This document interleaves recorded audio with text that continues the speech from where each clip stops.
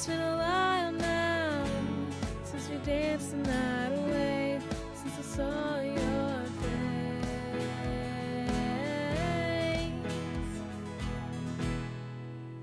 Now the sun is shining bright, the stars come out at night. My heart is full and bright for you, oh, for you.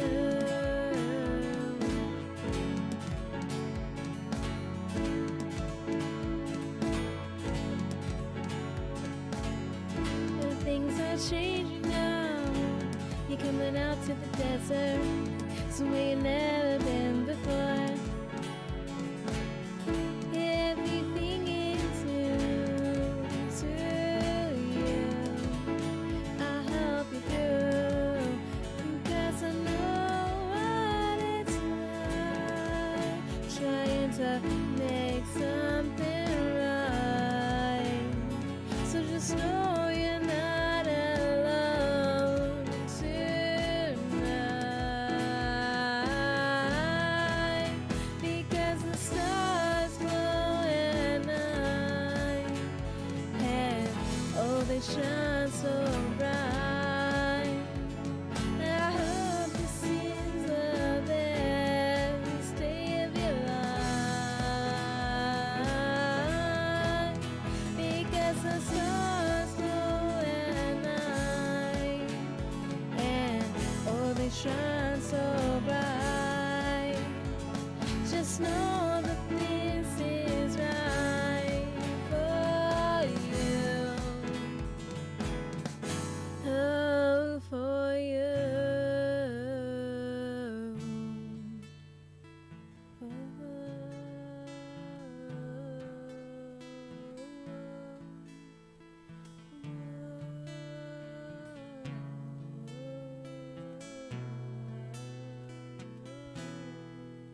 Now the sun is shining bright, the stars come out at night. My heart is full and bright for you, because the stars glow at night, and oh, they shine so bright. I hope this is the best day of your life, because the stars glow at night, and oh, they shine so bright. Just know that this is right for you, oh, for you.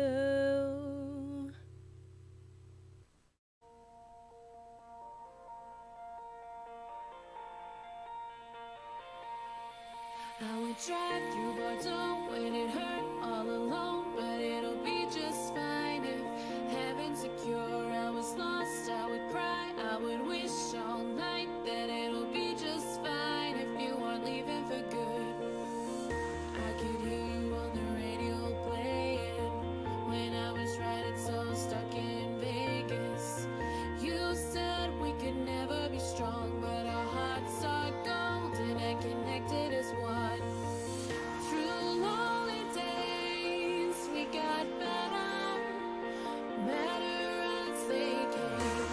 We are electrolytes flowing, flowing in the rain.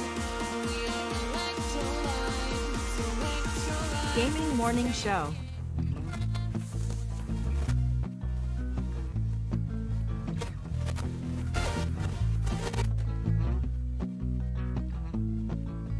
Tell your friends, tell your mom, Gaming Morning Show is on. Wait, Austin, your mom is here?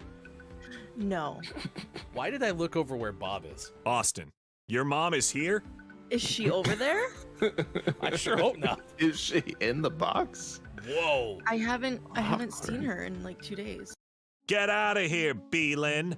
I just got the new marble tile installed and you'll mess up the grout. Besides, like our friend Oh Guitar Boy said, Sorry, KK. it's time for the clinically acclaimed gaming morning show. Or should I say, award-winning. And we have a clip of the year, friends. It is the Lost City of D live. Glad we won. Woo! Burp, burp, burp. Kiki Low is in search of something. I need a D that works. There's the D. Searching in the universe because the D is currently broken. Gaming Morning Show won clip of the year. Oh my gosh. But don't you dare expect to put that Chris Emmy Memorial Clip of the Year trophy in this I box. probably should have prepared something more special. I'm getting the walls repainted soon. Now where to put the chandelier or the bearskin rug? Oh, and the piano, can't forget that. Maybe there is somebody in the world that can help her. Maybe somebody who sings a song. 6 to 9 a.m. Pacific. If you wanna get specific, I couldn't imagine any other place to go than to start the day with the Gaming Morning Show.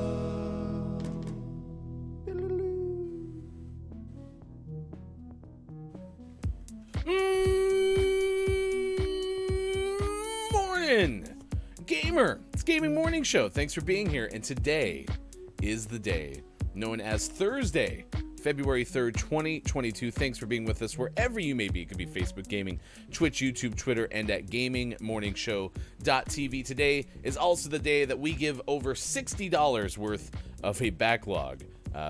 Sorry, it was all Fulfillment's fault this whole time, but we appreciate you nonetheless because we are giving away $60 of backlog name of the month titles today.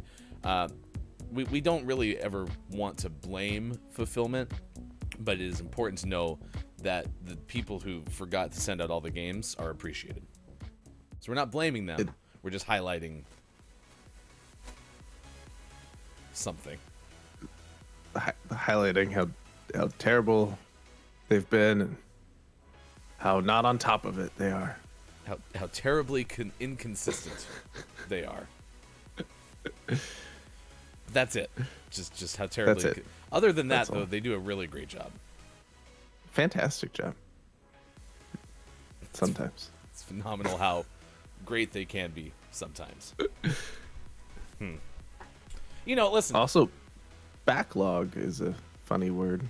It's not as funny as I don't know. doily. Doily. Oh, we could give away doilies too. We're either going to give away doilies or backlog of video games. Your pick. Winner's choice. Do you want $60 worth of doilies, or would you like $60 worth of video games? Man, how many doilies would be $60 worth? Depends That on might be a lot how of doilies. doilied they are, I suppose. You know, handcrafted artwork sometimes, sells for a lot more. So Maybe it's only like half a doily. Maybe these are really expensive doilies. doily-rific. Hey, it's gonna be fun. We're gonna do that coming up at 7:55 a.m. Pacific time today. We are gonna announce all the winners, or the winner of our Name of the Month GMS Fulfillment Appreciation Giveaway. That was a mashup of all the names that we've called this thing over the course of the last week. But thank you to everyone who followed, liked the tweet on Twitter. You can follow us on Twitter as well by going to Watch GMS. And yeah, we'll do that at 7:55 a.m. Pacific time today. If you are a Patreon subscriber on the subscriber tier above, you are also entered into our Name of the Month Fulfillment Appreciation Giveaway. All right, good morning on to Woo Dang Pig, who's in the chat. I am JF Downs. Scott Chick is here as well. Kate Zaid was second today. JF Downs opened up the pregame show first at 39 after 5 o'clock. That's worth noting because we're getting into the Super Bowl season, and as we know, sometimes the Super Bowl pregame show can be kind of ridiculous. 13 hours of coverage. Downs is trying to do that, and so is Kate, but today it was Downs leading the way. Are we dangerously close to having a separate show between 5 and 6 a.m. that's just Kate and Downs hanging out? On the Today Show, which is on NBC, yeah, they have a separate hour, which is still technically the Today Show, but it's Hoda and it used to be Kathy Lee Gifford just drinking wine. Mm-hmm. Downs, this might be a little, I don't know, more socially acceptable for you, given that you're watching this at like 2:12 in the afternoon in the UK. And Kate's watching this at like 8 in the morning. But if you two want to pop open wine bottles and start watching the show, even though there's nothing technically on, and just chatting, seems Makes like sense. it makes sense. Yeah, I agree. I am a little It'd be concerned. like our version of a red carpet. Yeah, like a red carpet show would be good. Mm-hmm. They just take turns interviewing each other, though. Makes sense. They interview us at 5:55 every day, but it's just us frantically putting things together for the show, and we don't answer any questions. I'll answer that question in just a second. Let me finish something really quick. Oh, it's 6 o'clock. I gotta go. Thanks for your interest. I am a little concerned for Downs, though, Sean, because Wu Dang Pig, first thing out of Wu's mouth, I am look for a JF Downs. He owes me money. Uh-oh. It's happening again. I'm assuming. Every single time.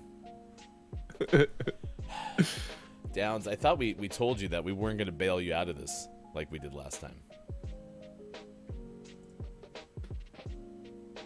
It's true. You made your bed in a diagrammic style, and so you have to live with it. Okay? Downs, we can't fix every problem. So it is 6:13 already. Coming up, Gaming Morning Show, Morning Gaming News. That's about 10 minutes away on this edition of the show. Birthdays this day in gaming history is on the way as well. The giveaway includes Clone Drone in the Danger Zone. Fa-ting! Nailed it. Tales of Creeping Madness. Honey, I joined a cult. Aliens drive me crazy. Deer Simulator. Your average, everyday deer game. And as we learned that Quiet I Am Gaming can do entirely way too well. One hand clapping. He like relaxes and just can make it, and I can't do it. Yeah. I don't get it. Like dislocates part of his wrist and hand to make it happen. It's terrifying. It's terrifying. Coming up later this hour and throughout the show, we will check in with Look It's Maiko, who is tracking the news stories of the day at this hour. So we have that coming up. Also, it is Optimist Day. I'm feeling pretty good about this list, in fact, now that I think about it. I think it's going to be really good. Nice. Yeah. Because it's also National Carrot Cake Day. World Read Aloud Day. Ooh, National... We'll be doing that a lot. Yeah. National Golden Retriever Day, too. I've never really matriculated toward like owning a golden retriever myself, but every golden retriever I've ever like petted, they seem like incredibly happy dogs. But that is also to imply that there are some dogs that just don't seem happy, and that's also not true. So Yeah, depends on the dog. okay. Yeah, Goldens just seem like there's nothing that can go wrong in life. So they're so smiley. National Woman Physicians Day. National Day the Music Died Day. National Missing Persons Day. Feed the Birds Day. And Doggy Date Night. Wow. That's quite a list. So, as we do, you could optimistically take your golden retriever out for a doggy date, on which you'd feed the birds, read a book aloud, and eat some wonderful carrot cake. And as long as everything goes extremely well, you will also find somebody who's been missing for a good amount of time. And if things don't go well, maybe you'll find yourself at a woman's physician's office. Being treated. I'm sorry you got sick. Also, the day the music died. We had to fit the last one in there. We had all of them. Other ones. Kate 8 says, thank you. You're welcome. I hope you heard the pilot description of your show. Downs. Ooh, I like your shirt, Hefty. Go Denver. This is actually the first time I've wore this shirt on the show. And not a hoodie, which don't know last time that hasn't happened. The neck's gonna get cold. I know it's free. Well, I got the brim of the hat. Look at that. Nice. That'll help. I'm okay Keep with that breeze off. Scott Chick is patiently waiting for some coffee as we speak. The shopping trip has been stressful. Dunkin' Coast versus Starbucks Coast.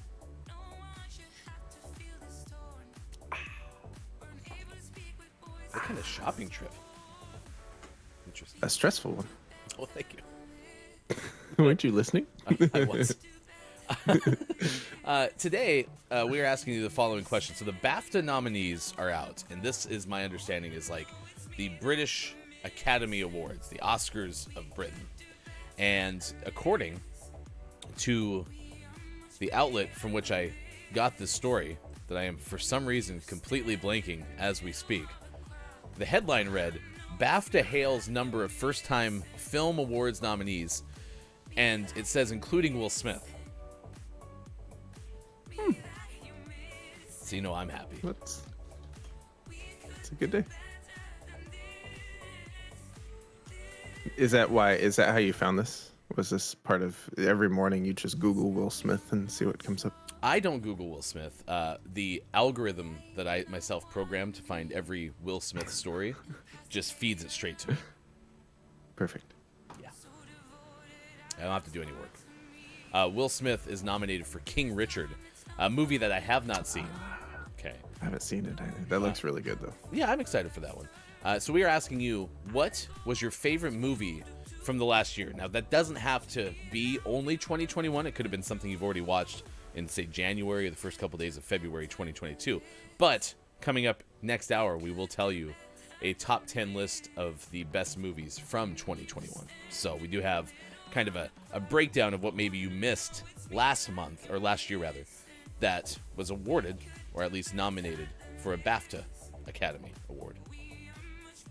Nice. For what it's worth, BAFTA Academy is very redundant. BAFTA. I'm going to go British Academy of Fine Theatrical Arts. Could we call it the Bacademy? Did you just say Butt Academy? Bacademy. Mm-hmm. Tell me more.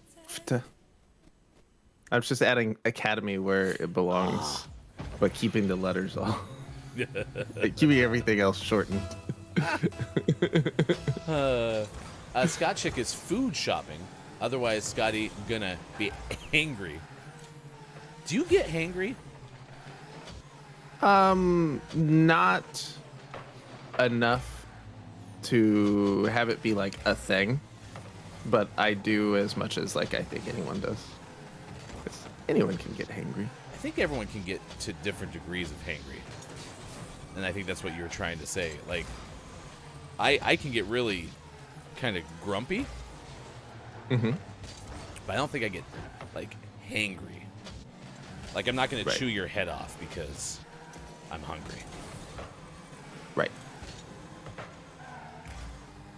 Yeah, I think I'm like that. It's not a thing where like I'm grumpy and everyone's like, oh, Sean must be hungry. I agree. Scott Chick says, I coupled it with a walk in the fresh air rather than taking the car. I have learned from this walk that apparently I now have 5G in my town. Well, congratulations.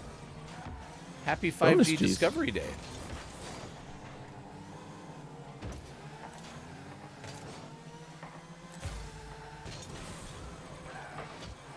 It was on this day, February 3rd, 2022, that Scott Chick discovered 5G. The music died, but we have extra G's now. Well, I mean, if you think about it, the old music. It was very well coordinated. Yes, it really was. The old music only had one G. Kenny G. I was thinking like the note, but yeah, KDG's a good one too.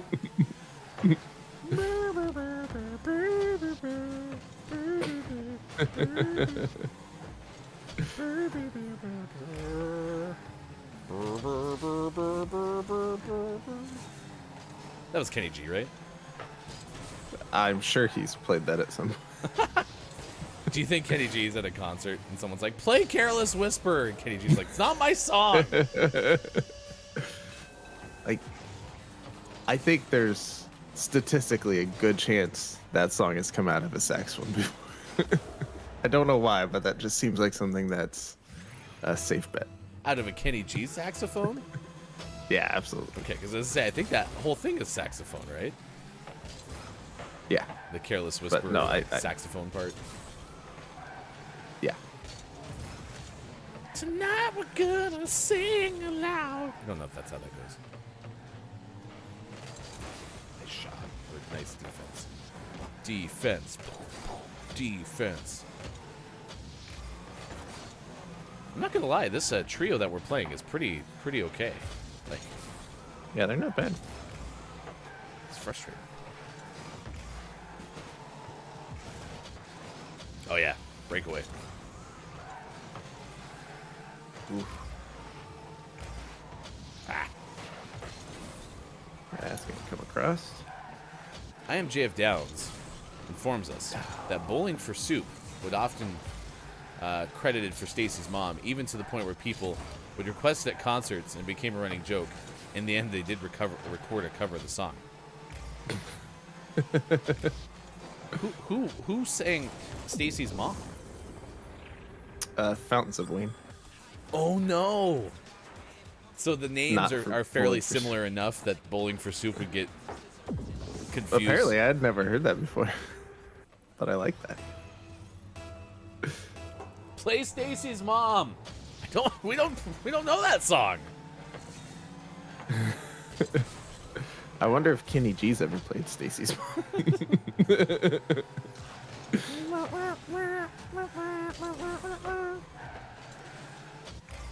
Why was the saxophone all of a sudden having that song in just one note?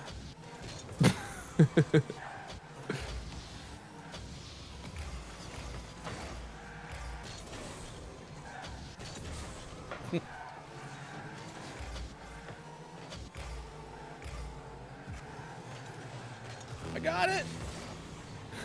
Don't Fair got catch. it. Nice. Deception.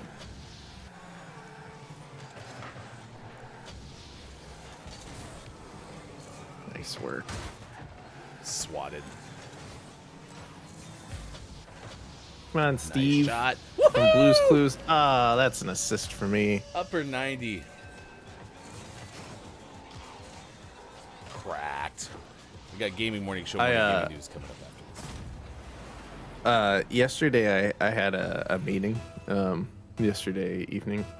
And so while I was in the meeting, I played some Rocket League. And so Rocket League was already open, and the tournaments for the evening were gonna start. So I signed up for one of the nightly tournaments, which was one of the challenges I've been needing to do since like the first stage of challenges. So I participated in a tournament last night, which was one of my last challenges other than needing like 48 more assists. So now that's the only thing I need are assists. For the whole season's. For what's available so far. Stage 4 will be unlocked in about a week. I'm so impressed by how much you've been able to play whatever it's called, the Rocket Pass or whatnot. Mm-hmm. Oh no! Shoot! I thought I had the right angle and I ended up deflecting it the wrong way. Gabe Pride is here. Good morning to you, Gabe Pride. It's good to see you. And thank you to you and Jordy Jasper for the hosts on Twitch. Twitch hosts help a lot. Nice shot. We're winners! Nice. For some reason, I got an assist. I'll take it. I'd rather give that assist to you, but... That's all right. That's all right. So just under 90 minutes away till we announce the winner of the GMS Fulfillment Appreciation Name of the Month giveaway. Thank you so much for being here on this edition of Gaming Morning Show. It's 6:26 West Coast, 9:26 out East. It is 2:27 for those watching GMS in the UK.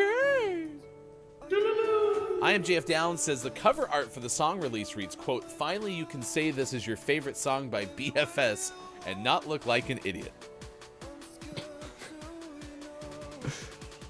Featuring Kenny G. Downs, if you'd be so kind, we have a Discord. If you would throw in a link to both the Bowling for Soup version of the song, but also the original, that would be great. Even though me, as a music expert, knows that those two things are the exact same, because Bowling for Soup wrote Stacy's mom. I don't care what anyone says. I like it. Do you think Wayne's World was involved with Fountains of Wayne? Fountains of Wayne's World. Party on. Could All be. right. Could be. Let's figure out what's going on video game headline style. And for that, we turn to our hashtag video game expert. Here's Sean. Good morning. It is Thursday, February 3rd, 2022. And this is your Gaming Morning Show, Morning Gaming News. Yesterday was the Gran Turismo 7 State of Play, which we had told you about earlier this week. And then I forgot about it until it popped up on my YouTubes. And it was like, hey, this is going live. And I'm like, oh, yeah. But I was working, so I didn't get to watch it live. So I had to watch the rerun, which was fine because at least it was on video on demand. We have a summary from Wesley LeBlanc of Game Informer to share. And most of it is very Gran Turismo type Gran Turismo stuff. Nothing's like super unexpected. But it took all the things you love about Gran Turismo and it just kind of made it newer and nicer. So it's pretty cool.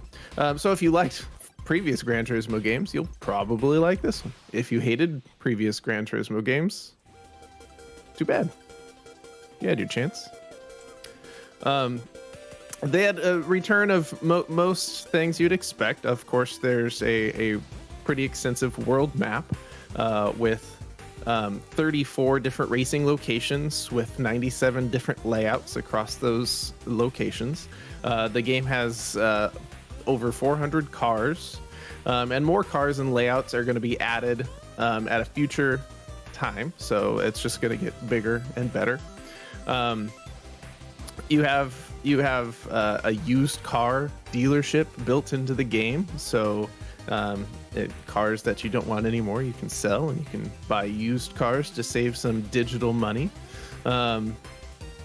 And their license tests return. Those have always been a part of Gran Turismo. There's mission races, there's multiplayer, there's all kinds of typical racing game stuff.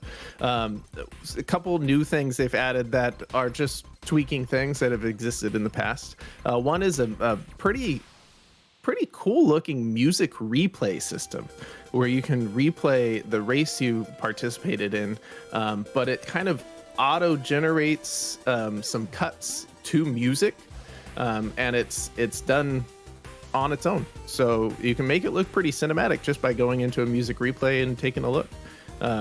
So that was pretty neat looking.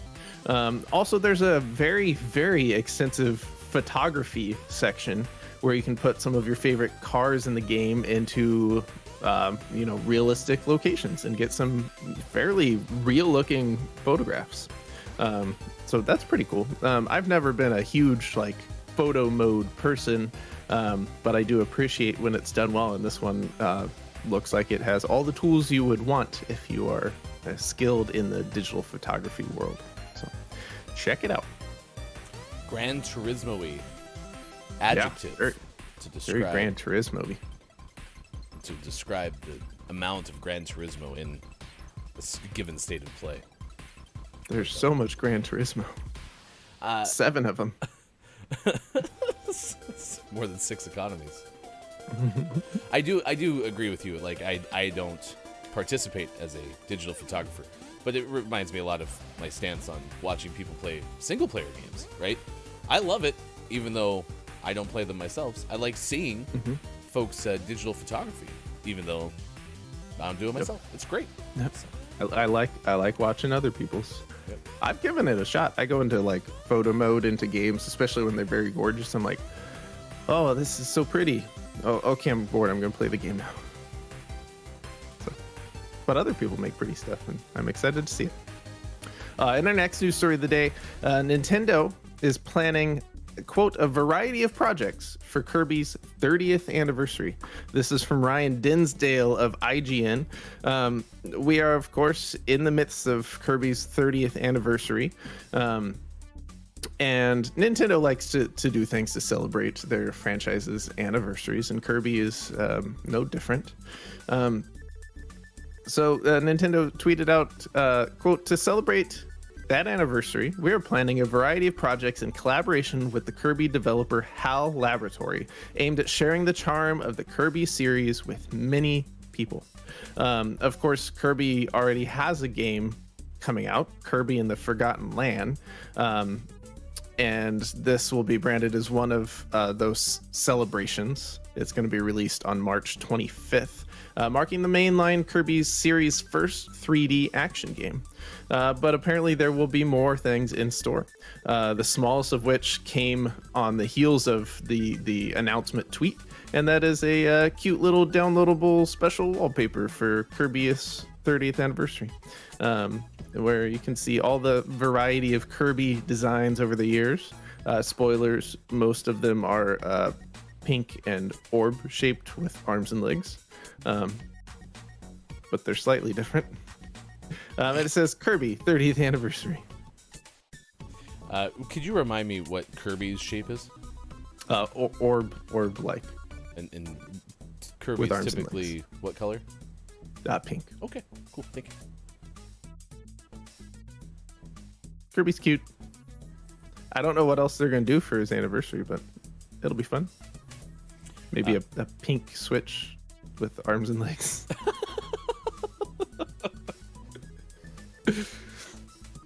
In our last news story of the day, on the heels of the Gran Turismo 7 State of Play, we're getting a Ghostwire Tokyo showcase set for today and a release date. Ghostwire Tokyo is a supranational action game by the Evil Within masterminds Tango Gameworks. And Sony's going to host a special PlayStation 5 showcase for the upcoming title. It's going to start at 2 p.m. Pacific time, 5 p.m. Eastern, on their YouTube channel. And it has a release date of March 25th. They've also revealed pre-order bonuses and a deluxe edition, which grants early access to the game 3 days early for digital purchasers. And the following bonus items: Shinobi outfit, kunai weapon, and streetwear fashion pack. Need a streetwear fashion pack. So I'll be checking that out for sure. I don't work, so maybe I'll actually watch it live, or I'll forget again. We'll see. If somebody could send Sports.Gaming a reminder at showtime, that would be appreciated. I'd yell K-Laugh, but I haven't seen K-Laugh this morning. Although sometimes K-Laugh could be summoned. So we'll see. K-Laugh! That's true. Let's see if that worked. So we'll check that out. Ghostwire Tokyo does look interesting from what I've seen before. It definitely looks spooky, and I like some spooky games. It's not like a horror game, but it has some spookiness, so we'll check it out. And always last but never least, we finish off today's Gaming Morning Show Morning Gaming News with the world-renowned segment within a segment where we take a look at what is out today. Sherlock Holmes, Crimes and Punishment is out on Switch. The 100-Year Kingdom is out on Switch and PC. 1cc Games Shump Collection, don't know, is out on Switch. Food Delivery Battle is out on Switch. Draw a Stickman, Epic, is out on Switch. And Phlegathon is out on Switch. That's a PH. Phlegathon. And for your most prestigious award in video game focused morning shows, your favorite segment within a segment within a segment, today's name of the morning goes to Super Shadow Break Showdown Ninja versus 3 Kaijus is out on Switch. I'm not gonna lie, I thought you said 3 Kate Kaijus. It's like, wow. Kate Kaijus. 3 Kate Kaijus. Kate's we can busy rename it. getting into video games. Well, I mean, Kate's already into video games, but literally into video games. I would have always imagined Kate getting a character in Stardew Valley before fighting in a showdown against ninjas, but hey, whatever. Kate's works. a kaiju now. Yep. Didn't we have a discussion one time on the show about everything's a kaiju? Probably. Yeah. I mean, if I'm... That sounds like us. Yeah, if I'm not 100% on that one, I'm like probably somewhere in the above 50% on being accurate for that. So, well, congratulations to our GMS name of the morning, Super Shadow Break Showdown Ninja versus the 3 kaijus out today for Switch. I like how it's the. Yeah. I don't know how they got all 3 of the All 3 of them. kaijus. Yeah. The 3 kaijus. Expensive contract. Our name of the month is coming up for the month of January, because now this game that we just referenced is eligible for the name of the month for February. So given the fact that today, in an hour, 16 minutes, and 43 seconds, we are going to give away our Fulfillment Appreciation GMS Name of the Month giveaway, which is the last 6 Name of the Months of 2021. We'll have a chance then to get right back on track. And I can't foresee any situation where Fulfillment will put us behind again. No, I have all the faith in the world. Stop winking. What? Stop it. Stop what? I'm not going to believe you. Oh, well, I would never lie about the faith that I have in our ability to give away names of the month. Find it on Twitter. Hashtag GMS Morning Gaming News. It is now 6:39 out on the West Coast. It's 9:39 for those watching over in the East Coast. It is 2:39 for those watching GMS in the afternoon. Thank you for being here. I am Hefty Goof. That is Sports.Gaming. Do you have any movies that you watched from 2021 that really tickled your fancy? We'll talk about that in just a moment, because the BAFTA nominees are announced. Right now, it is time to get a look at what Mike O is tracking at this hour.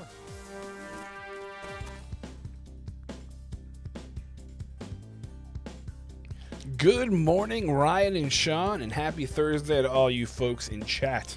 Today's first story comes with care of Katie Hunt from CNN. She tells us that NASA intends to keep operating the International Space Station in space until the end of 2030, after which the International Space Station will be crashed into a remote part of the Pacific Ocean known as Point Nemo. The space station was launched in the year 2000 and has orbited 227 nautical miles above Earth, with more than 200 astronauts from 19 different countries enjoying stints aboard. NASA said that commercially operated space platforms would replace the ISS as a venue for collaboration and scientific experiments. The private sector is technically and financially capable of developing and operating commercial low Earth orbit destinations. With NASA's assistance, we look forward to sharing our lessons learned and operations experience with the private sector to help them develop safe, reliable, and cost-effective destinations in space. This came from Phil McAllister, who's the director of the NASA headquarters. He's like a resort director.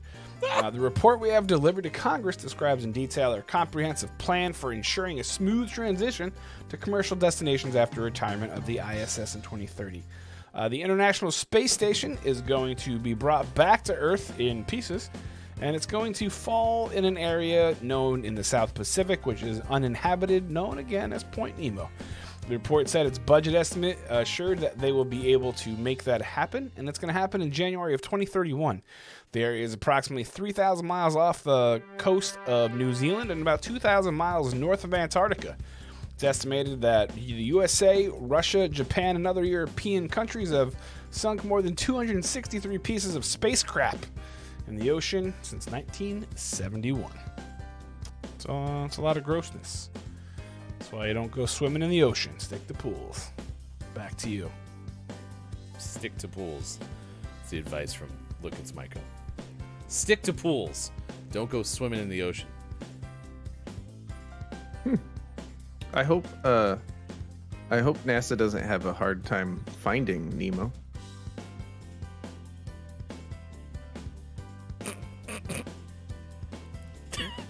tried.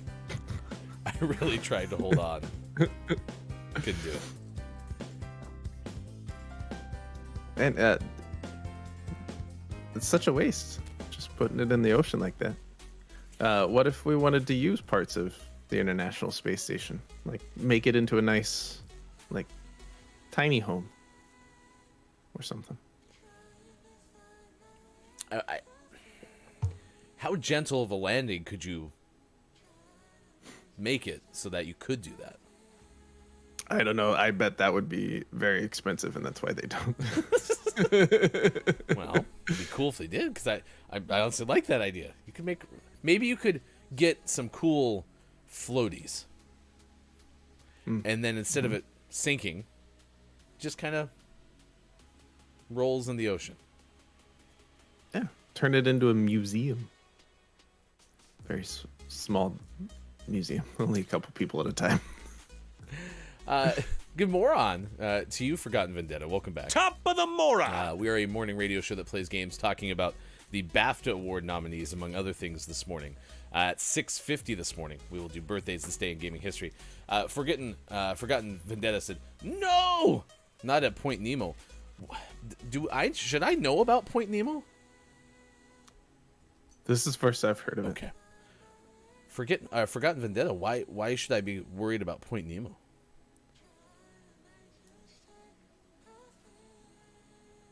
I think how Lucas my code just simply said no to your joke.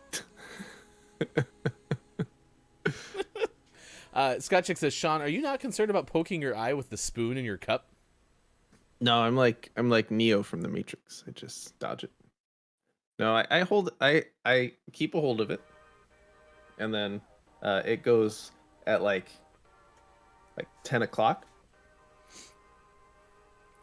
So yeah, if keeps it right out of the way. If that's gonna poke him in the eye, it'll happen 1 hour after our show,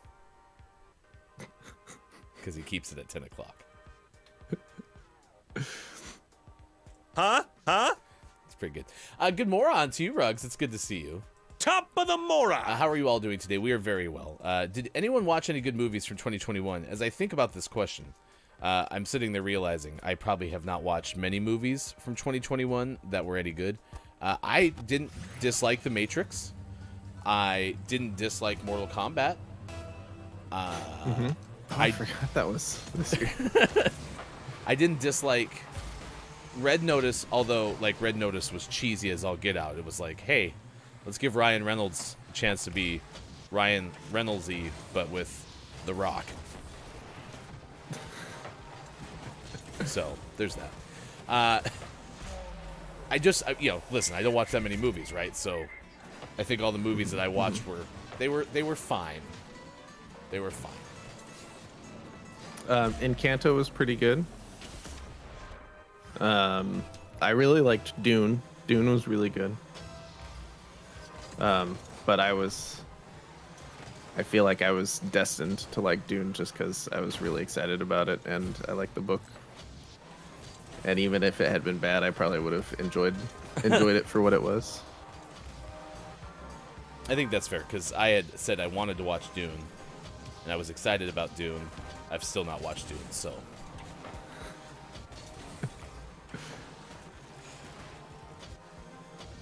But hey, it's part 2 will be out eventually, and then you can just have a double header. I like it. I keep saying forgotten. It's Forgettable Vendetta. It's only one of the parts of the ocean that doesn't have any traffic. That's a big piece of traffic. International Space Station landing in Point Nemo.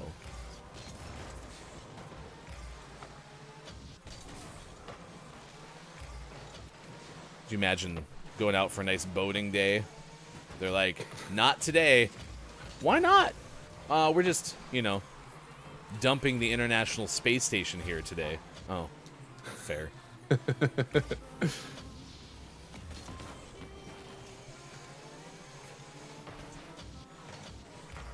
You sure I can't squeeze in a quick wakeboarding run? No. You don't get to.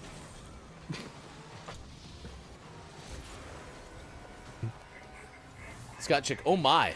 That was terrible, Hefty. You're welcome. I mean, Sean said 10 o'clock. What do you want from me?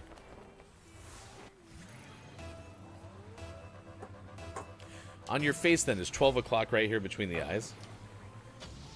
No, I'm thinking like straight up would be 12 o'clock. Whoa. Oh, that was about 6:45. So when I hold the cup up, straight up would be 12, and to the left would be 9, and so it's like at 10 o'clock. Okay. Just misses my face. Aura's here. Good morning to you, Aura. Thank you for being here. Appreciate it. Good Mora! Aura said, out of fear of not following GMS on Twitter, I believe I pressed the unfollow instead. Okay, well, there you go. Aura, we'll make sure that you're entered into the contest. Aura, follow the instructions over the course of the last week on our Twitter page by following at WatchGMS, liking our pin tweet, and then tweeting about their favorite game using hashtag GMS giveaway. So thank you for everyone who followed the instructions in the pin tweet, and we will announce the winner in just over an hour from now. Also, Aura said, Scream was great. I didn't see it. Didn't see that either. And I'm not huge into horror movies. I did watch the first Scream, and I watched some of the subsequent Screams. Subsequent Scream? Anyway, I watched some of the after Scream films. And, I mean, listen, I don't need to be scared. I don't need to be scared. So, there's nothing they could have done to make me love the horror movies. So, it's Scream, Ghostface. It's not you. It's me. Okay. It might also be Scream movies. It's your fault. I don't know. I heard Aura's not the first one who said the new one's good. So, it's probably me, Sean. It's probably me. Ruggs goes, I love Encanto. Yeah, Encanto's fun. I really enjoy Stephanie Beatrice, who was the voice of the main character. What? Mirabelle. Jeez. Brain. And I've really found myself loving the family Madrigal song from the beginning more than I thought I did when I first watched it, because my kids have been wanting to watch or listen to more of the soundtrack, and that one's I've really gravitated toward that song. So good song. It is pretty fantastic. I also really liked Luca from last year too. Yeah. See, we watched Encanto and Luca like back to back, and Encanto was just way better. Luca was good, but Encanto was superb. And so I think I would have liked Luca more had it been more separated. Sure. Well, you just got to keep them separated. It's true.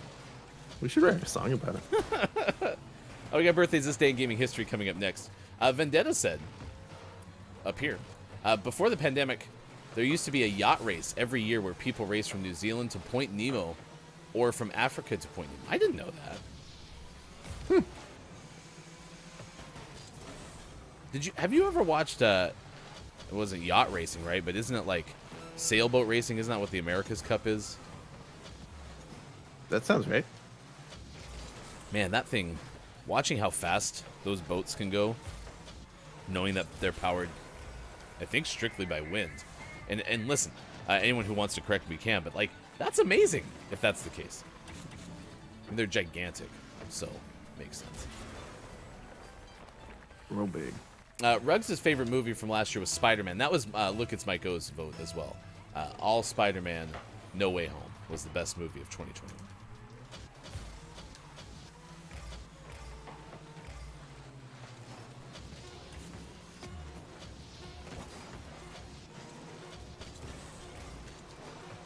Get in there. Get in. Oh, I thought Caleb had it. Man, the Caleb I know wins games. Caleb choked. He had the shot. Scott Chick says, I can't get the songs out of my head, but I find myself singing them a lot at work. Yeah.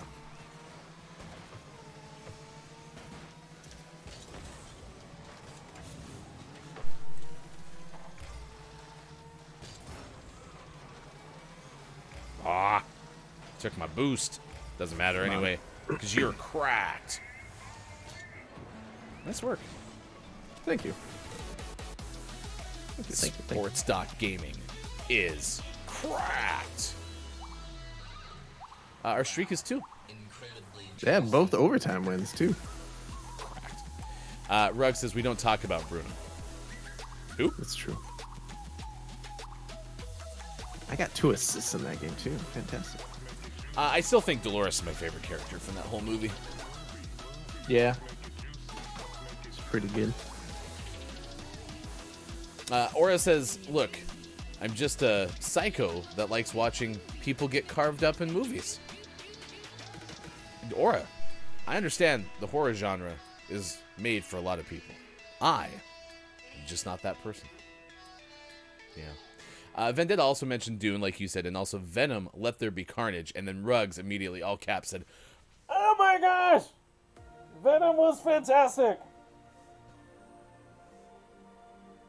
I didn't see Venom. Really? I will at some point. I was going to say, yeah, I haven't watched figure it. you'd want to watch that movie. Yeah, I'll check it out at some point. Really? That's not on like a gotta watch list?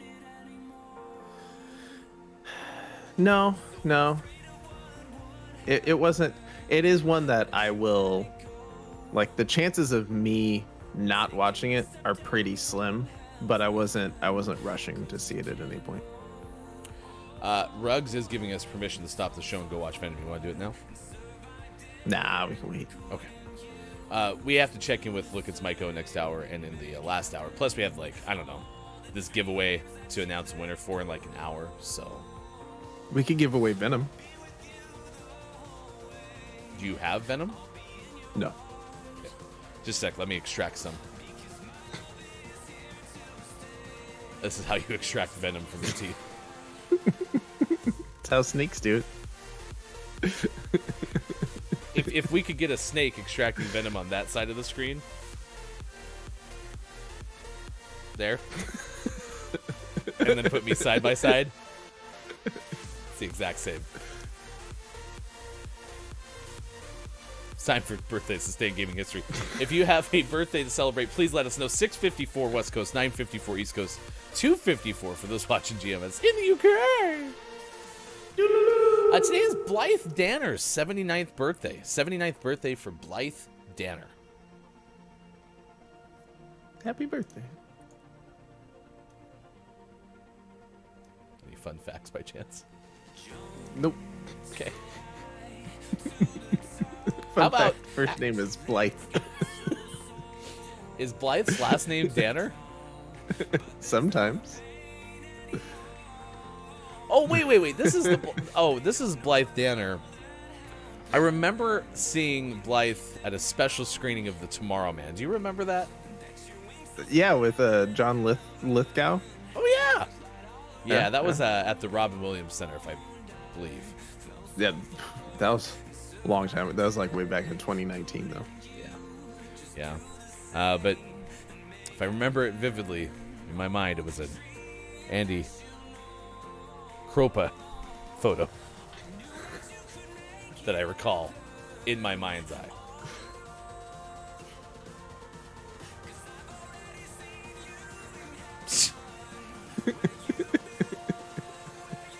It's the same picture.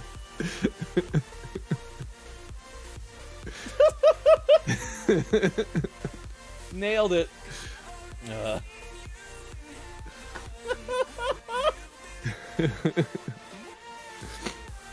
Extract the venom. Listen, chat, if that was not the best film of 2021, I don't know what was.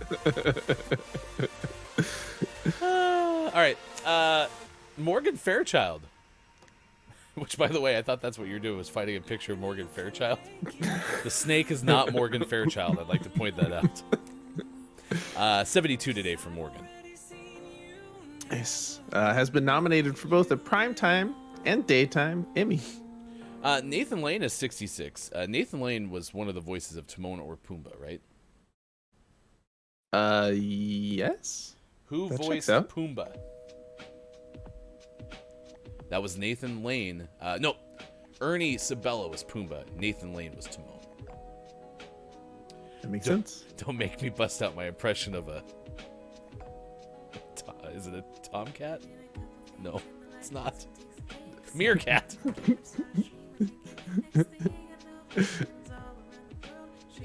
I also want to see your impression of a tomcat. Actually, the best tomcat impression comes from Bob. So, It's a pretty good one. yeah.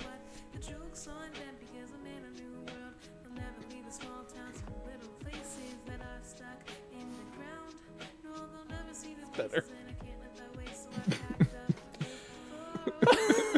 Maura Tierney turns 57 today. Only 3 actors appeared in more episodes of ER than Maura did. Who We're are not going to tell they? you who they are. No one knows. Warwick Davis is 52. Set to reprise his role as Willow Ufgood in the upcoming Willow TV series. You up good? You up good? Ufgood. And then Isla Fisher is 46 today. In Wolf Like Me. The recent Peacock series. Everyone's talking about it. Use promo code Watch GMS and get nothing because we don't have a deal with Peacock. We just love it. So.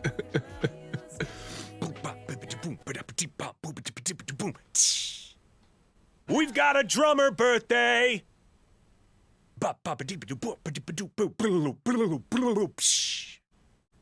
Drummer Laugh Out Loud Tolhurst from The Cure is 63. I'm sorry, what? His name is Lowell Tolhurst. Oh my gosh. Now, I believe LOL in a previous life was also lots of love. So I wonder if Lowell was already getting lots of love jokes before text messaging came out. Or chat. His name is Lowell Tolhurst. Or their name.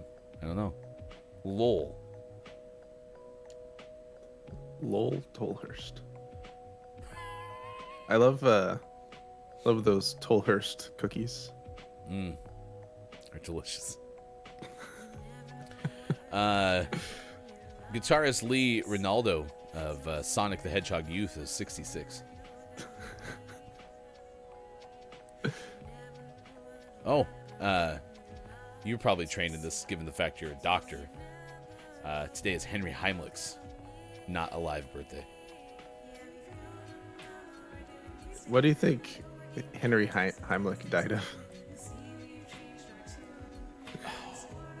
Would it be the most ironic thing if he choked to death?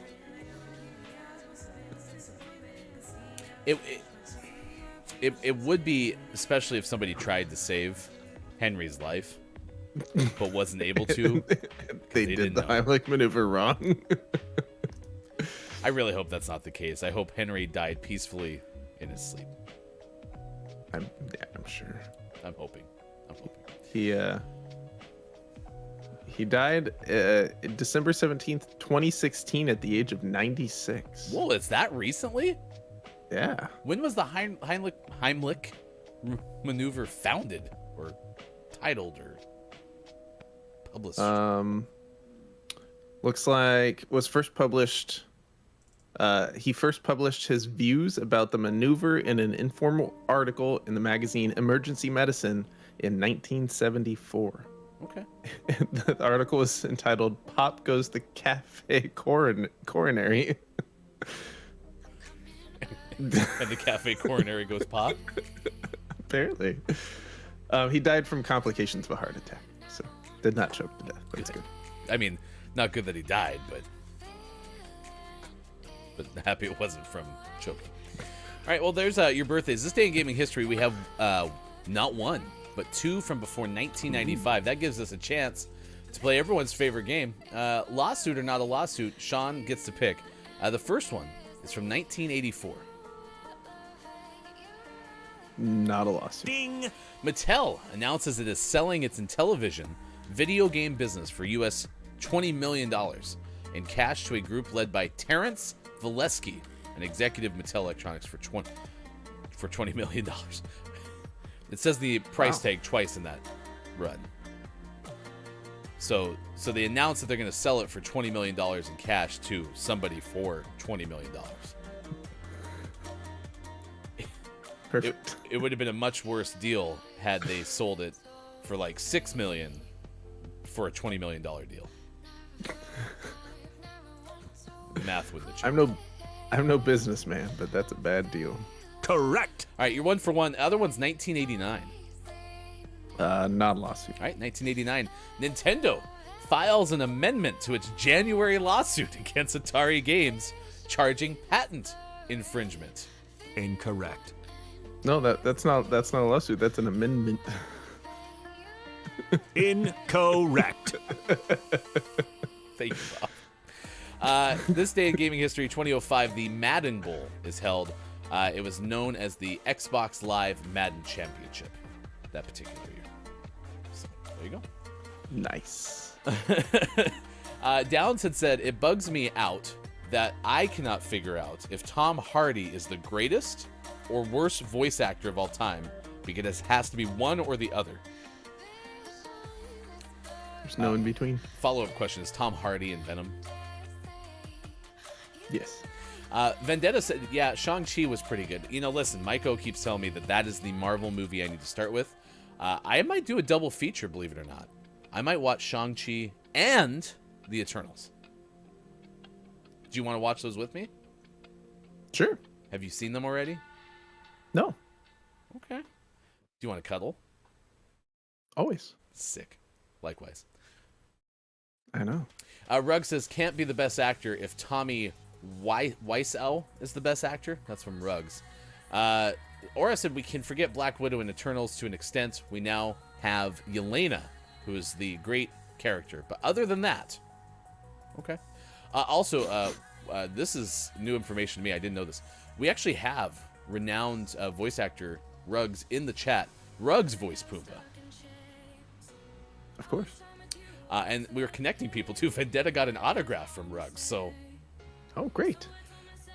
Let me know if you need Sean, our resident Dr. Vendetta, to supply you a certificate of authenticity for that.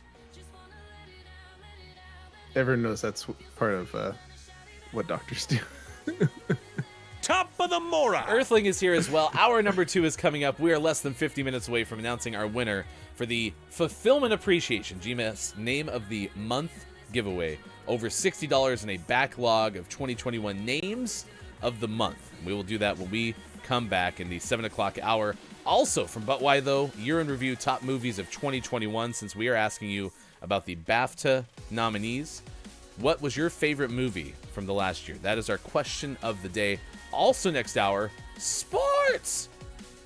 Sports. Your Calgary Flames are on quite the tear. We'll tell you about that when we come back as well. For Sean, I'm Hefty Goof. We'll have more 7 o'clock hours next. Facebook Gaming, Twitch, YouTube, Twitter, GamingMorningShow.tv.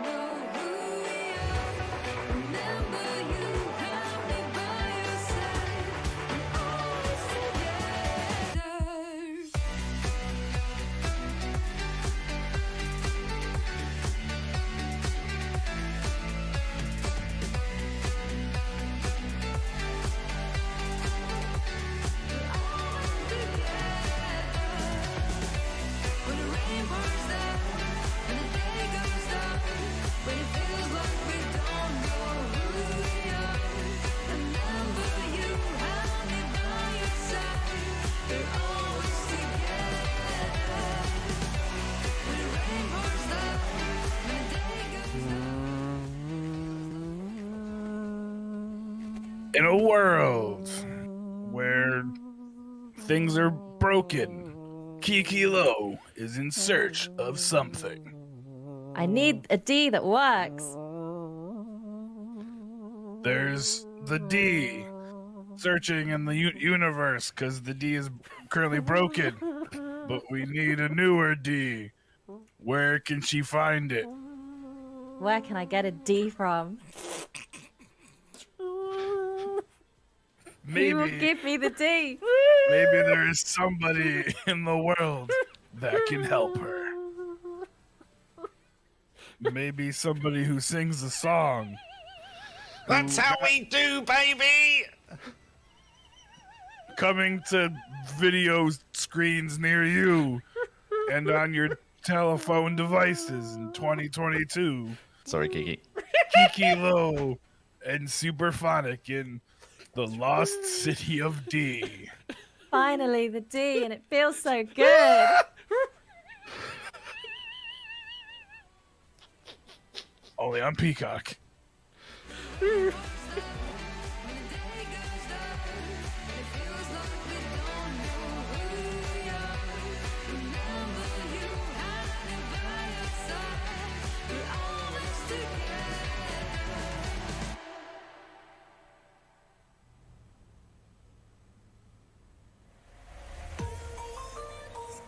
Coming up on Gaming Morning Show, List of the Day and Sports. Find GMS on Facebook Gaming, Twitch, YouTube, and GamingMorningshow.tv. Coming soon from GMS. GMS plays Fudge Village. And the Superphonic Memorial Super Gig, a Shonsert, starring Sports.Gaming. Follow GMS on Twitter and Discord for more details. Time for hour number 2. Right now. Morning, gamer. This is Gaming Morning Show, and it is Thursday, February 3rd, 2022. Thank you for being here. I am Hefty Goof. That is Sports.Gaming on the left side of your screen. Big thanks for those watching on Twitch for the host this morning. Aura has hosted us, Gabe Pride, and Jordy Jasper have all given us hosts this morning. Really appreciate that. If you're not watching all three of those fine folks, please do. Gabe Pride is streaming typically a lot of retro games, some N64 stuff, GameCube, Wii, and more. Find out more about Gabe Pride at twitch.tv/GabePride. And exciting to share with you, many people have entered our Fulfillment Appreciation GMS Name of the Month giveaway. We had that running since the 25th of January till yesterday.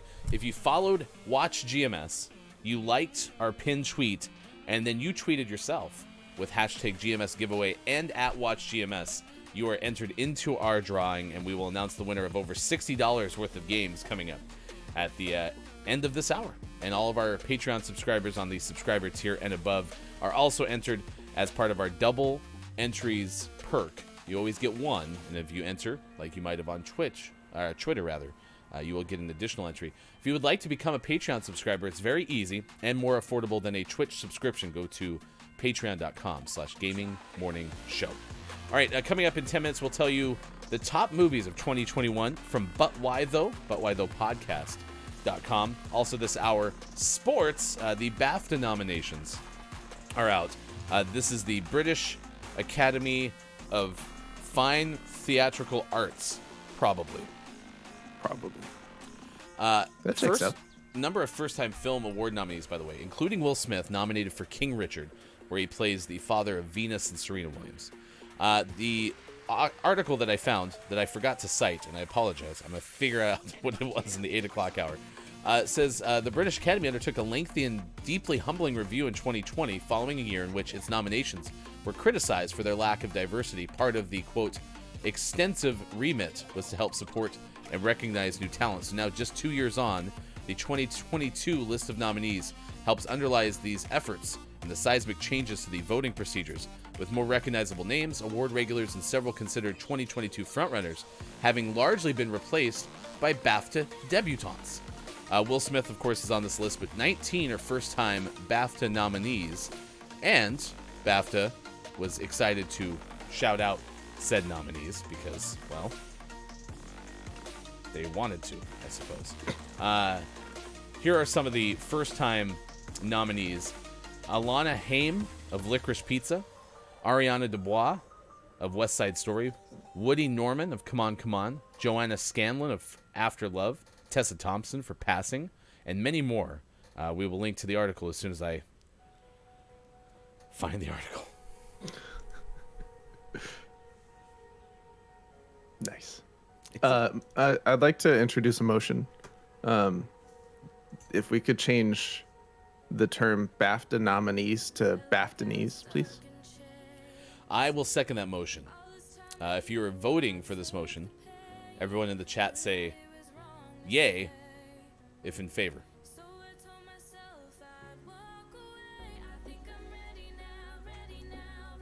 Hosts, yay if in favor. Yay. Yay. Okay. So far, it looks like it's going to be promising. We got 2 yays. Okay. Those are your 2021 BAFTAs. Correct? Yep. Yay! BAFTAnees. BAFTAnees. Your BAFTAnees. Ruggs goes, I don't know what I said yay to. Welcome to board meetings. Just gaming morning show, doing some good business stuff. I mean, a little bit ago we gave Look It's Mike O some business money, and now Look It's Mike O's building studios out the wazoo, so.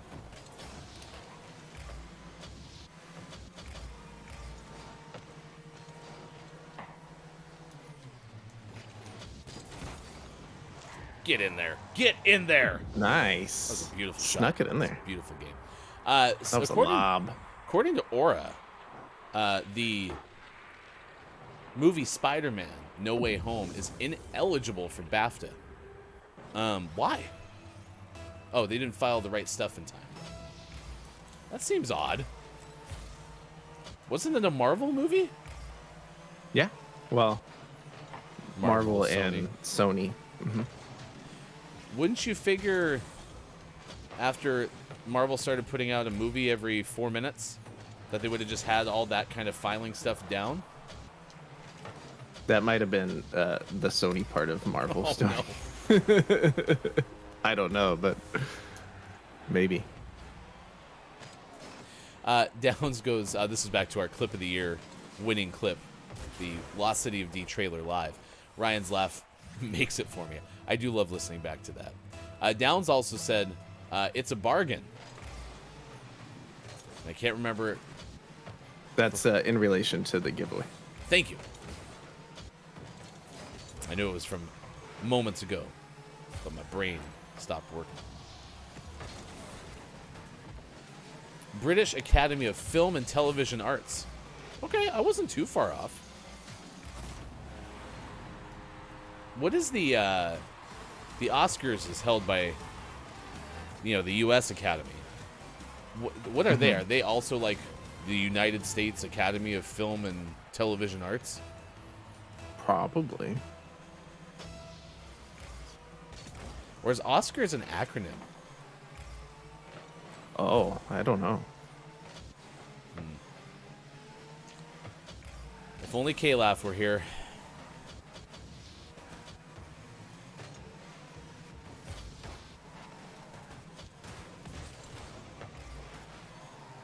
I don't know what we do without K-Laugh. We'd have to look more stuff up ourselves. Truths. Like hooligans. Yeah, I think most people are going to blame Sony with you as well. So, yeah. Even Aura did. Downs goes, they probably forgot that nothing else came out this year, and they actually could win this year. Oh, and bargain in relation to the Patreon. That makes sense.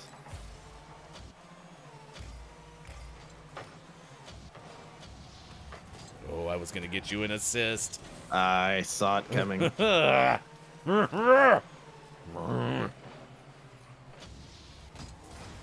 The statue is nicknamed Oscar, hence, or thus Oscars. And that's what I thought, but I didn't know if it was an acronym too. So what is the Academy of Motion Picture Academy Awards.com? What's it stand for?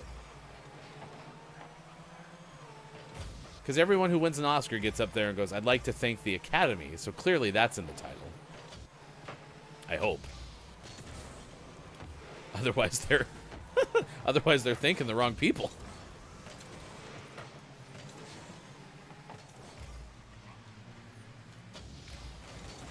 Ah. I've had so many almost assists. Almost assists.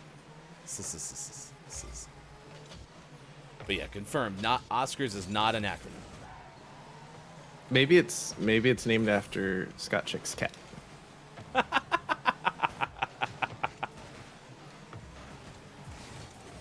Scott Chick, how old is your cat? It'd be also really cool to get little miniature Oscar statues.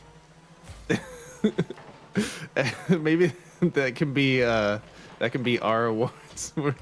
We give away the Oscars and be like, someone does that already, and then we give away a little statuette of a cat. The Billy Thundergun Teammate of the Match Award of the Year winner can receive an Oscar. I think our award show would have more of a sports type feel, though. Like sports. Billy Thundergun Teammate of the Match Award, winner of the year for great consistency in chatting. The Oscar for the Billy Thundergun Teammate of the Match Award for the year for showing up the earliest goes to Kate Zane and I am JF Downs.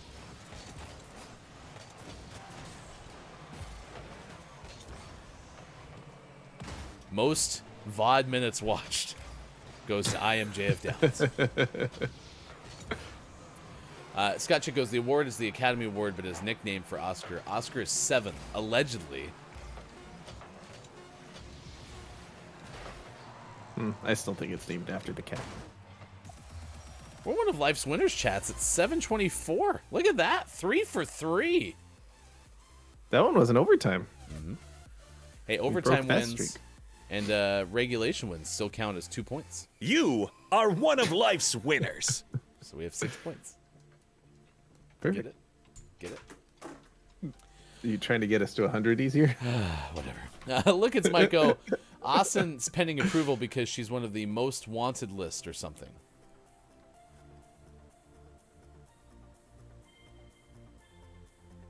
Oh, look, it's Maiko came up with new emotes. Gotcha. I have a very thick beard. Look at your eyes.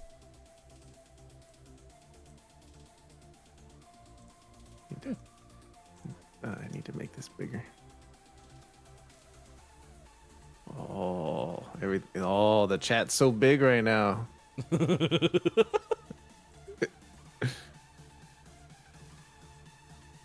Oh, and are these from Ruggs? Maiko goes, Ruggs is incredible after posting those in there. Ruggs, did you do those? Those are pretty fantastic. Nice work. All right, chat, you need to go back to a normal size. That's better. Well, thank you for doing that. Ruggs made these. You can get those by subscribing to Look It's Maiko on Twitch. If you want to, not only can you support Look It's Maiko on Twitch, but you can also support Look It's Maiko by buying some Dr. Squatch soap, like the Pine Tar Heavy Grit. It smells as good in the box, in your broadcast studio, a month after you receive it. I still smell nothing but pine tar by smelling that little hole in the box. Step 1, smell the hole in the box. Well, actually, step 1, they had to cut the hole in the box. And then step 2, put that soap in that box.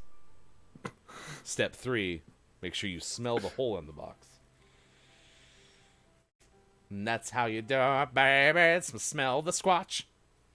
That's what it says outside the hole is smell the squatch. It's a squatch in the box. Just smell the squatch, girl. Anyway, you can use code DiscBrick10 to save money on your first purchase. Disc Squatch 10 to save money on your first subscription. Check it out at drsquatch.com. Does anyone have my Dr. Squatch soap? Maiko still contends, though, that soap usually works so much better in the shower. That's true. All right. Today, we've been talking about the nominees for the BAFTA Awards. Those are, again, considered what now after our motion passed? The BAFTA Awards are still the BAFTA Awards, but the BAFTA nominees are now the BAFTAnees. Head, shoulder, BAFTA knees, and toes. 728. This list comes from our friends over at ButWhyThough.podcast.com. There are many summaries for what it's worth, because we've had an array of movies this morning. You have talked to us about the, like Scream was mentioned. That's a horror film. You've talked about Venom and Spider-Man, No Way Home. Those are superhero or comic book films, right? And so there's a whole bunch of varieties of top movies from 2021 lists at ButWhyThoughPodcast.com. This one is just the year in review top movies of 2021. In fact, the whole staff got together and rated 15 movies. We will share 10 of them with you right now. And the first on this list 1-0 is Judas and the Black Messiah. Shaka King was the one who directed this film. Plea deal by the FBI was offered, and William O'Neill infiltrates the Illinois chapter of the Black Panther Party to gather intelligence on Chairman Fred Hampton. That is the plot of this movie. It was on HBO Max and may still be, where you can watch it, according to ButWhyThoughPodcast.com. I think for the purposes of this list, Sean, I'm going to keep track of how many of these movies I have seen from 2021. So we start with number 10. I have not seen that one. That's a bummer. Number 9 is Don't Look Up.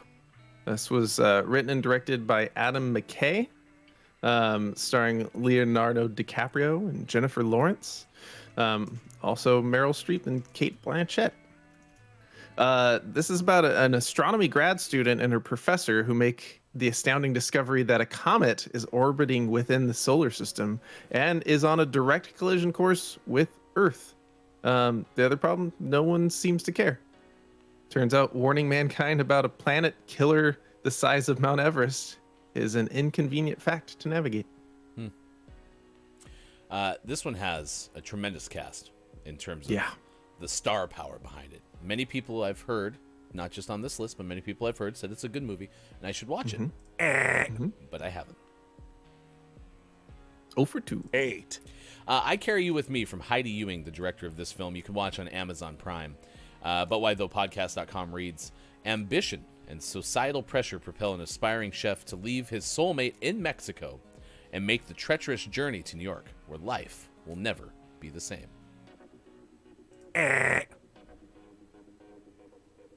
7. Number 7 is In the Heights, directed by John M. Chu, written by, the original musical was written by Lin-Manuel Miranda. You can watch this on HBO Max. This is a film version of the Broadway musical in which Usnavi, a sympathetic New York bodega owner, saves every penny every day as he imagines and sings about a better life. I have watched In the Heights. Ding! The trailer. Nice. So Bummer. So I'm The best part of that, it's a good movie, but my favorite part about that movie is the story about how he got his name, Usnavi. His father went to the U.S. and saw a big ship, and the name on the side of the ship, it said Usnavi, Usnavy. That was the name of the ship. Good story. Usnavi. 6. And JF Downs has a point. Spoiler tease. Not really a spoiler. Number 6 is Space Sweepers. This is by Sung Hee Jo, the director, and it is available on Netflix. It's in 2092. They're salvaging space debris from the spaceship Victory. And the crew aboard the ship has a genius space pilot, a mysterious X-Space pirate, a spaceship engineer, and a reprogrammed military robot. What they were able to do is snatch a crashed space shuttle in the latest debris chase, and inside is a 7-year-old girl. And they realize that she's the human-like robot wanted by the UTS Space Guards and decide to demand ransom in exchange. I'm 0.3 of Trailers 5. don't count. Not even for like a third? No, absolutely not. 0.1? No. 5. All or nothing. Number 5 is Nobody. Nobody at all. This is after failing to fight for his family during a robbery, an unassuming father calls on skills from his hidden past to become a lethal vigilante, blazing a wild ride to revenge. Stars Bob Odenkirk. I remember seeing the preview for this, so it's not even the trailer necessarily. I mean, it has a trailer. Maybe It's like there's the trailer for the trailer. 0.15. Number 4. We are going through top 10 movies of 2021, according to ButWhyThoughPodcast.com. We are also asking you, chat, what is your favorite movie from the last year? Number 4 is Pig. Michael Sarnowski is the director of this film. You can watch it on Hulu. This is a truffle hunter, which I believe is truffle like mushrooms, right? Yeah. And is based out of Oregon. Was living alone in the Oregon wilderness, but must return to his past in Portland in search of his beloved foraging pig after she is kidnapped. Ding! I have seen Pig. It was just the first version of this. It was Mel Gibson, and instead of a pig, they stole his son. Give me back my pig. 3. 3. Number 3 is Tick, Tick, Boom, which is the directorial debut of Lin-Manuel Miranda. You can watch this on Netflix. It's an adaptation of the autobiographical musical by Jonathan Larson, who revolutionized theater as the creator of Rent. Yeah, this is on my list of one to watch for sure. Ding! I think you'll really like it because Ruggs and I. Where'd you go? I'm still here. There are just extra people here as well that needed to go past for a minute. Don't worry, Superphonic is actually covering you up. So, thanks for the cameo, Superphonic.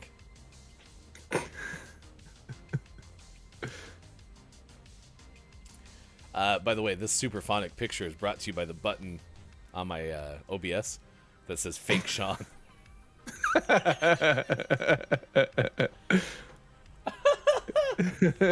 Yeah, no, good news. This one counts because Ruggs and I have seen it collectively. I don't buy it. Just like Chris M. Yee and myself have won many, many Fall Guys crowns. 2.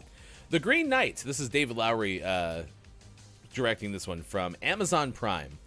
If you know King Arthur, this is the story of Arthur's headstrong nephew. They go on a daring quest to confront the Green Knight, a mysterious giant who appears at Camelot. And risking his head, he sets off on an epic adventure to prove himself before his family and court. So, I think we're somewhere in the 2 range so far. 2 out of 9. I don't buy it. I don't buy it. Oh, sorry. 1. Maybe you've seen this last one. No, you haven't. Number 1 is The Suicide Squad. Written and directed by James Gunn. Available on HBO Max. Assemble a collection of cons, arm them heavily, and drop them off on the enemy-infused island of Corto Maltese. If anyone's laying down bets, the smart money is against them. All of them. The Suicide Squad. Well, there you go. From our friends over at But Why Though, the top movies of 2021. I saw officially. Let's have Bob calculate. Beep bop boop, beady boop bop, beep boop beep. Beep bop boop, boop boop beep bop, beep boop boop beep bop. Ding. We have a result. Officially, 2.12 of those movies. I still think it's 0. Disagree. Even the extended list, because this is a list of 15, so if you want to check out 11 through 15, check out the link we provided. I'm disappointed that Dune isn't on this list. Dune seems like a movie that the But Why folks would have enjoyed. That's available at butwhythoughpodcast.com. You can probably search Dune and get the review for that one. So, Dune was one that I didn't even mention in the tweet at Watch GMS of some of the movies that we're hearing about. So, yeah, it's a possibility. Possibility. Hey, it's Brendan _TTV is here among many others who have shown up in the second hour. Top of the Maura. We've also seen Dungeon Meowster KJ say hi, Superphonic, and K-Laugh. K-Laugh has graced us with K-Laugh's presence. A warm welcome to our official head of research and development, K-Laugh. Any idea what I was asking K-Laugh for earlier? I think it was what's the official name of the Academy that gives out Oscars? K-Laugh, we want to know what the official name of the Academy is that gives exactly what Sean just said. I don't know why I'm repeating it. It's exactly what Sean just said. K-Laugh only answers to you. There's like a decibel range or something like that, and K-Laugh can only hear my voice for some reason. Doesn't make any sense. No, Spider-Man and Dune, but the inclusion of the Green Knight makes it sus. Yeah.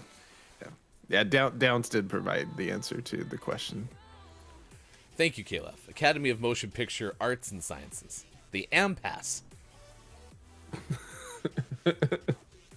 BAFTA and AMPAS. Sounds like a Metro annual pass. Oh, I was gonna ride the bus to work, but I forgot to renew my AmPass. I got a whole bunch of tickets because I was going through all the tolls, but I had forgotten to renew my AmPass.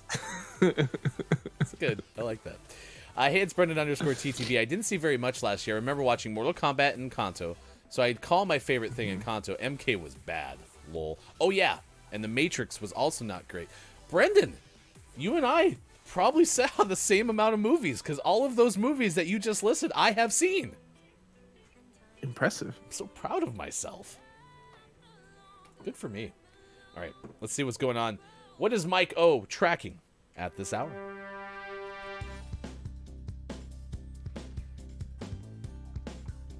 Thanks so much, Ryan. Our next story comes to us care of the AP News. However, I can't share the author because it's a secret. You want to know why?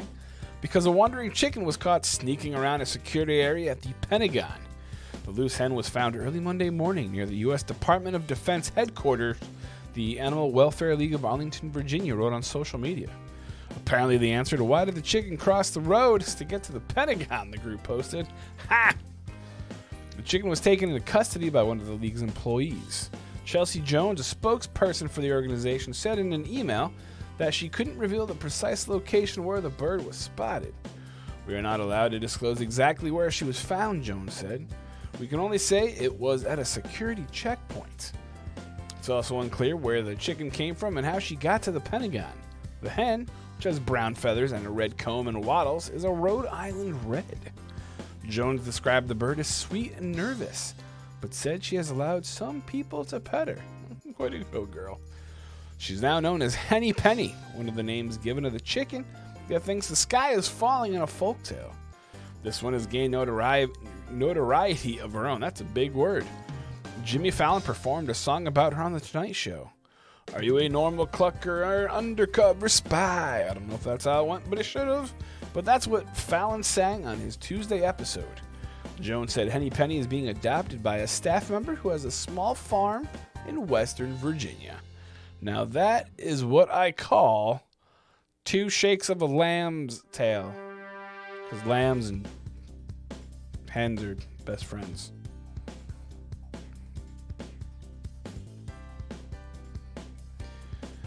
Back to you.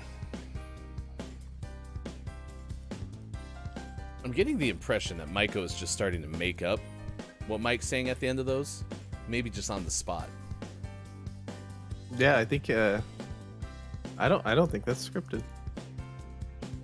Also, I found a picture of chicken spy. Never seen a chicken so spying in my life. Apparently, all you have to be a spy, you just need a cool hat and sunglasses. Yep. And you're a spy. I spy with my eye. The chicken. It was easy. The chicken can hang out right there. Thank you so much, Maiko. We'll check in with you again next hour. That was a story from the Associated Press, and it follows on the heels of us telling you how NASA is planning to drop the International Space Station right in the middle of the Pacific Ocean. So, Do you think the Pentagon also dropped the chicken off at Nemo Point?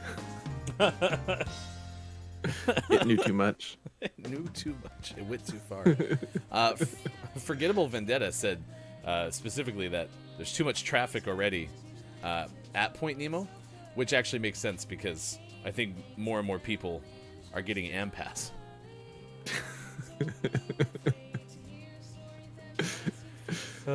If you want to get the GMS emotes that we just put into the chat, which are from Rugs, you can subscribe to Look It's Maiko on Twitch because they are part of Look It's Maiko's emote set. So thank you again, Rugs, for making those for Look It's Maiko, and thank you, Maiko, for making them part of your selection on Twitch. I love it. Austin patent pending. Today is Optimist Day. It's National Carrot Cake Day, World Read Aloud Day, National Golden Retriever Day, National Woman Physicians Day, National Day the Music Died Day, National Missing Persons Day, Feed the Birds Day, and Doggy Date Night. Doggy date night. Yeah. Do you want to go on a doggy date? You know what I want to do for Doggy Date Night? I want to do Doggy Date Night speed dating. I just want to have all the dogs. But nothing serious. I'm not ready for that kind of commitment. Don't want to be tied down. Yeah. Hefty Goof's got to Put roam. on a leash. Yeah, unleashed. It's not you, it's me. I'm just made for the dog park. I'm not ready to be tied down.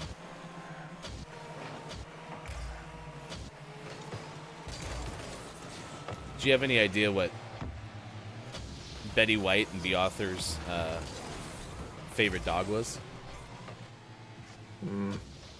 I got a hunch. What's your hunch? Is it a golden girls retriever?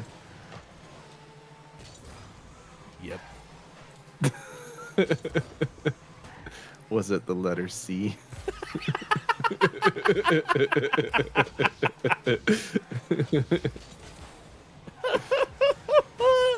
Good moron to you, Chris M.E. It is good to see you. Top of the moron. Feed the birds. Tuppence a peg. We got a Mary Poppins reference this morning. That's great. Gosh, that song lingers a little bit too long for my comfort. Like, that song just like takes that movie down a notch, and probably for like a completely valid reason in terms of like movie making. But like that whole song keeps going way too long, and I'm just like, okay, I get it. Yeah, it lingers for sure. Did it have to? That's an assist. Oh, I want to say no, but I haven't watched that movie like in that way, where I was watching it and trying to analyze the function of that song. Because I've seen it as an adult, but like watching it with the kids, kind of half paying attention to it. So I'd have to watch it again. Yeah, I mean, at the end of the day, I mean, that's the whole premise for the Cranberries song, Linger, so. Did you have to? Did you have to let it linger? So perhaps just listen to Linger again by the Cranberries, and you'll get your answer. Perfect. Brendan goes, you'd think it was the C, but their favorite letter is Golden Girls Retriever.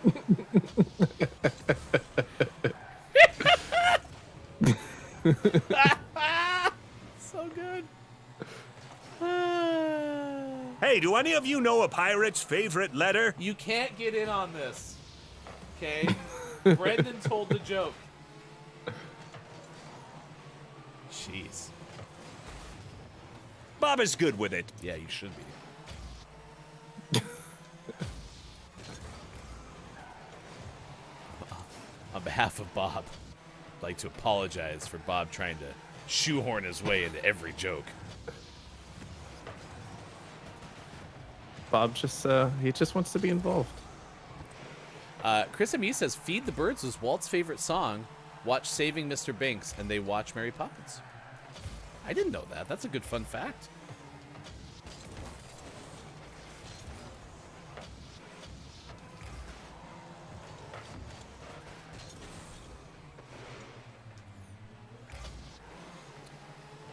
Everyone else but Walt tunes out. Lol. When you watch Mary Poppins as a movie about Mr. Banks, it hits different. When you watch Hefty Goof just drive right past the ball that could have easily been saved because Hefty was reading chat. We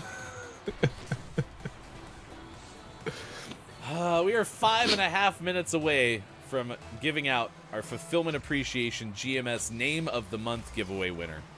Over $60 in backlog of titles that we gave away or we announced, I should say, this last week for the year of 2021.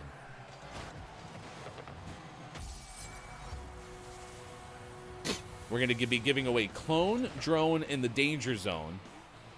Fa-ting! Tales of Creeping Madness. Honey, I joined a cult. Aliens Drive Me Crazy, the intergalactic Britney Spears mashup. Deer Simulator, your average everyday deer game. That might be the best subtitle of the lot. And One Hand Clap. That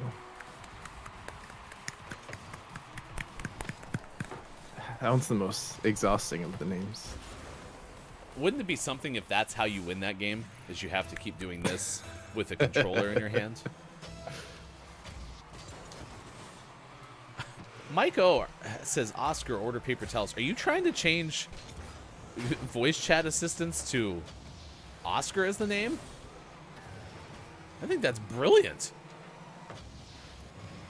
I want my voice assistant to be named after Scott Chick's cat. And GMS's award. The Oscars.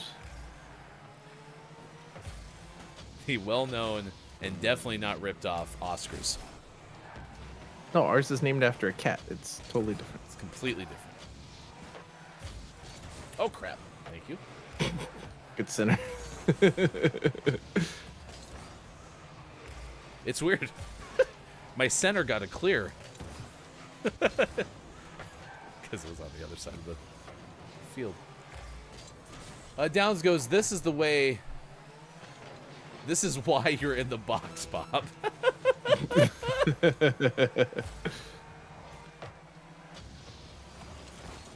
Tuppence? Is it Tuppence or Toppins? Tuppence. Oh, Tuppence in my head, but I don't know if that's right. No, I think that's exactly what Chris M.E. wrote. So.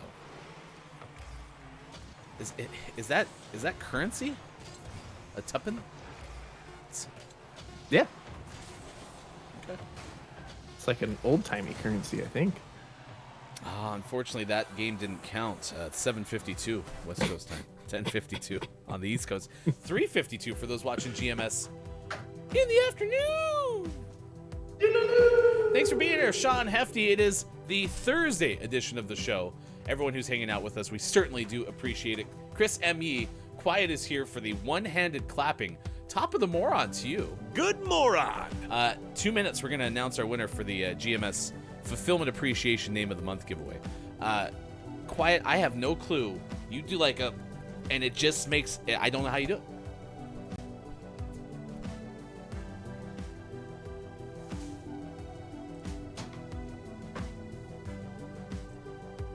$38 more assists. That's it? Just 38? Yep. Chris M.E. is asking, is there a streak going? There was. I mean, some would say that it still is.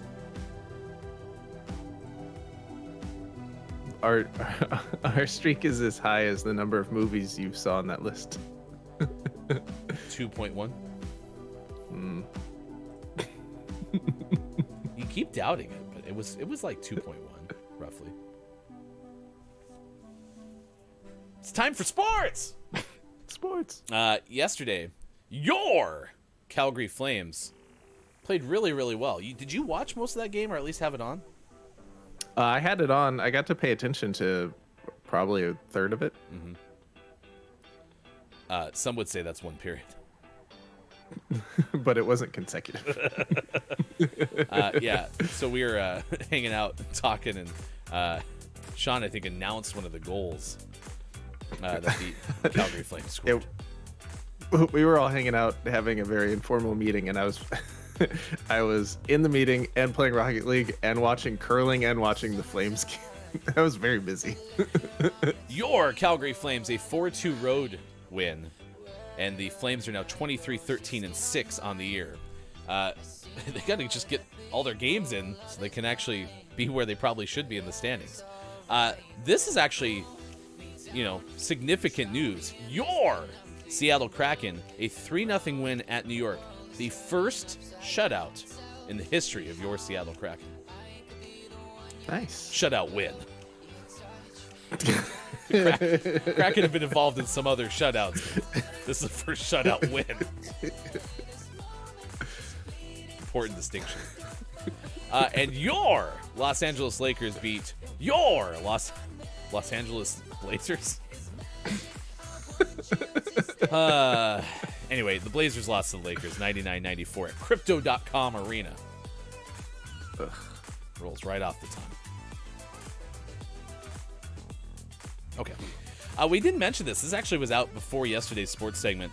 The Washington football team rolled out their new identity on Wednesday, and they chose the Commanders. Yep. Do you have a cricket sound effect?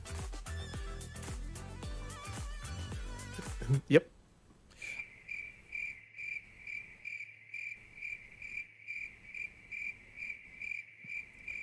I don't know if it ends. Shouldn't. This is a new Commanders fight. I'm hoping.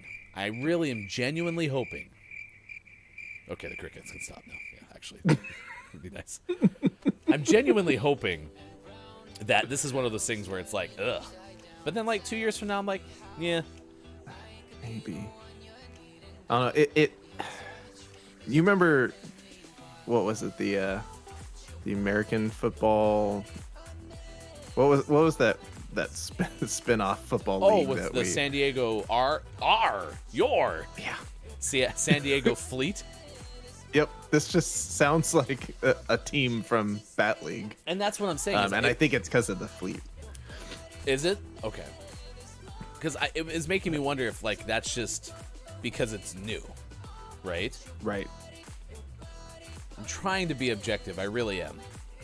My biggest pet peeve of the whole rollout is the whole reason this came up is finally the ownership of the Washington football team, which is not good. Like, seemingly, Daniel Snyder does not run an organization that is kind to people. Alleged sexual harassment and rampant other aspects thereof, right? And this team was named the Redskins forever. Okay. And so finally, this ownership group decides, hey, we are going to change the name. And my cynical part worries that it was only so they could get back into the actual heart of Washington, D.C., because their stadium was built in Landover, Maryland. And even yesterday, after they announced that the Commanders was going to be their title, the mayor of D.C. was like, now we're open to y'all coming back, basically, paraphrasing.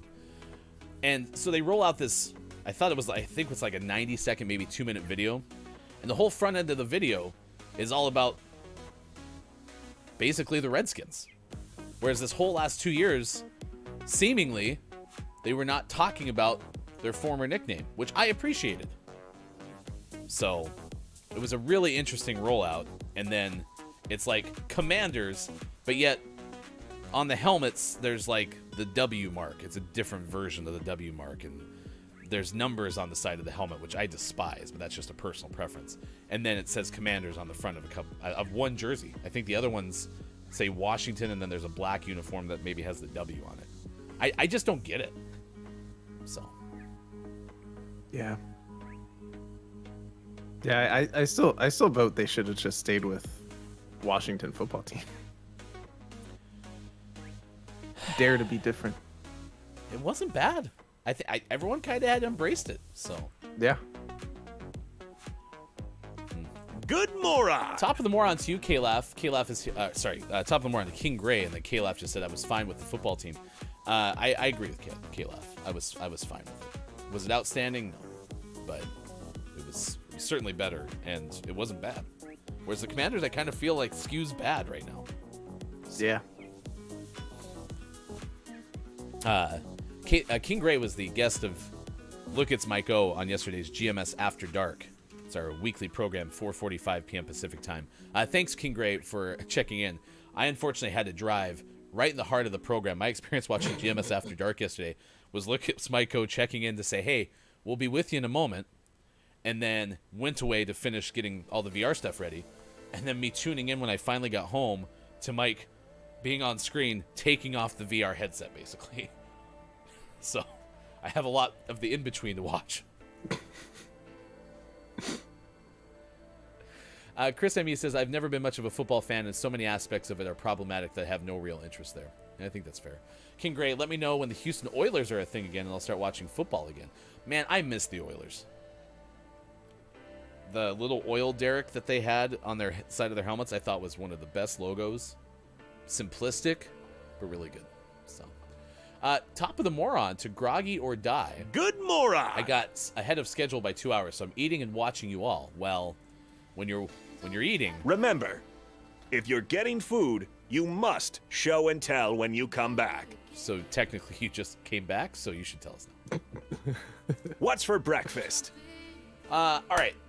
Let's go ahead and give away the Fulfillment Appreciation GMS Name of the Month giveaway package.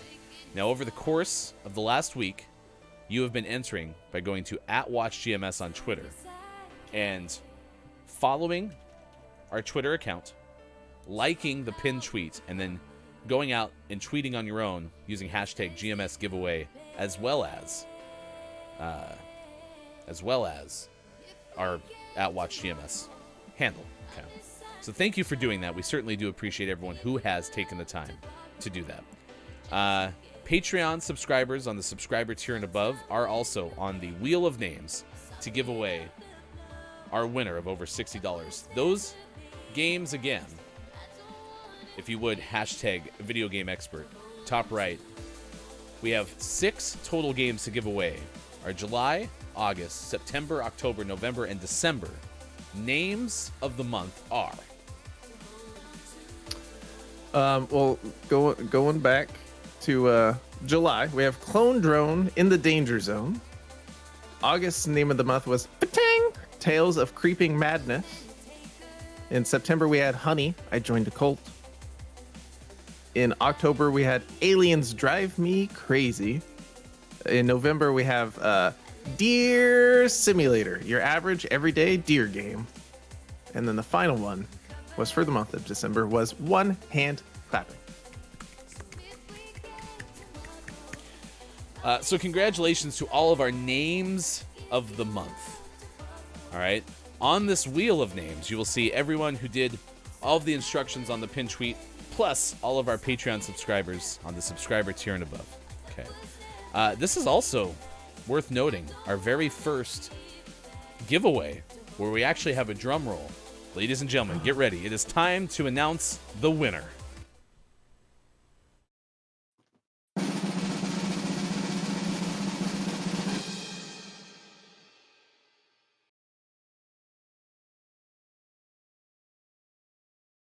Hofbrew is our name of the month winner.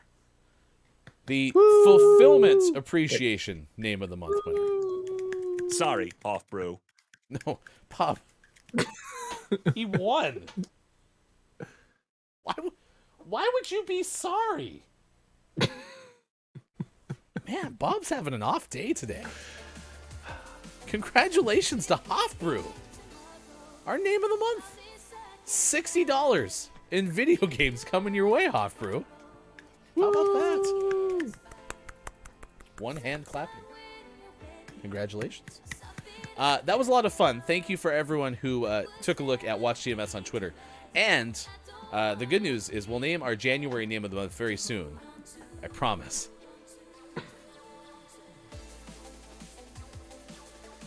And when we do, we'll actually run the giveaways through Twitter. So that was really fun. What? Maybe was I muted or something? What I was saying is we'll announce our January name of the month soon. Mm-hmm. And then I didn't do anything.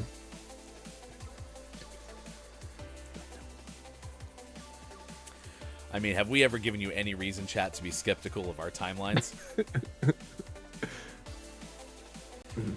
I'm excited to give away January's name of the month.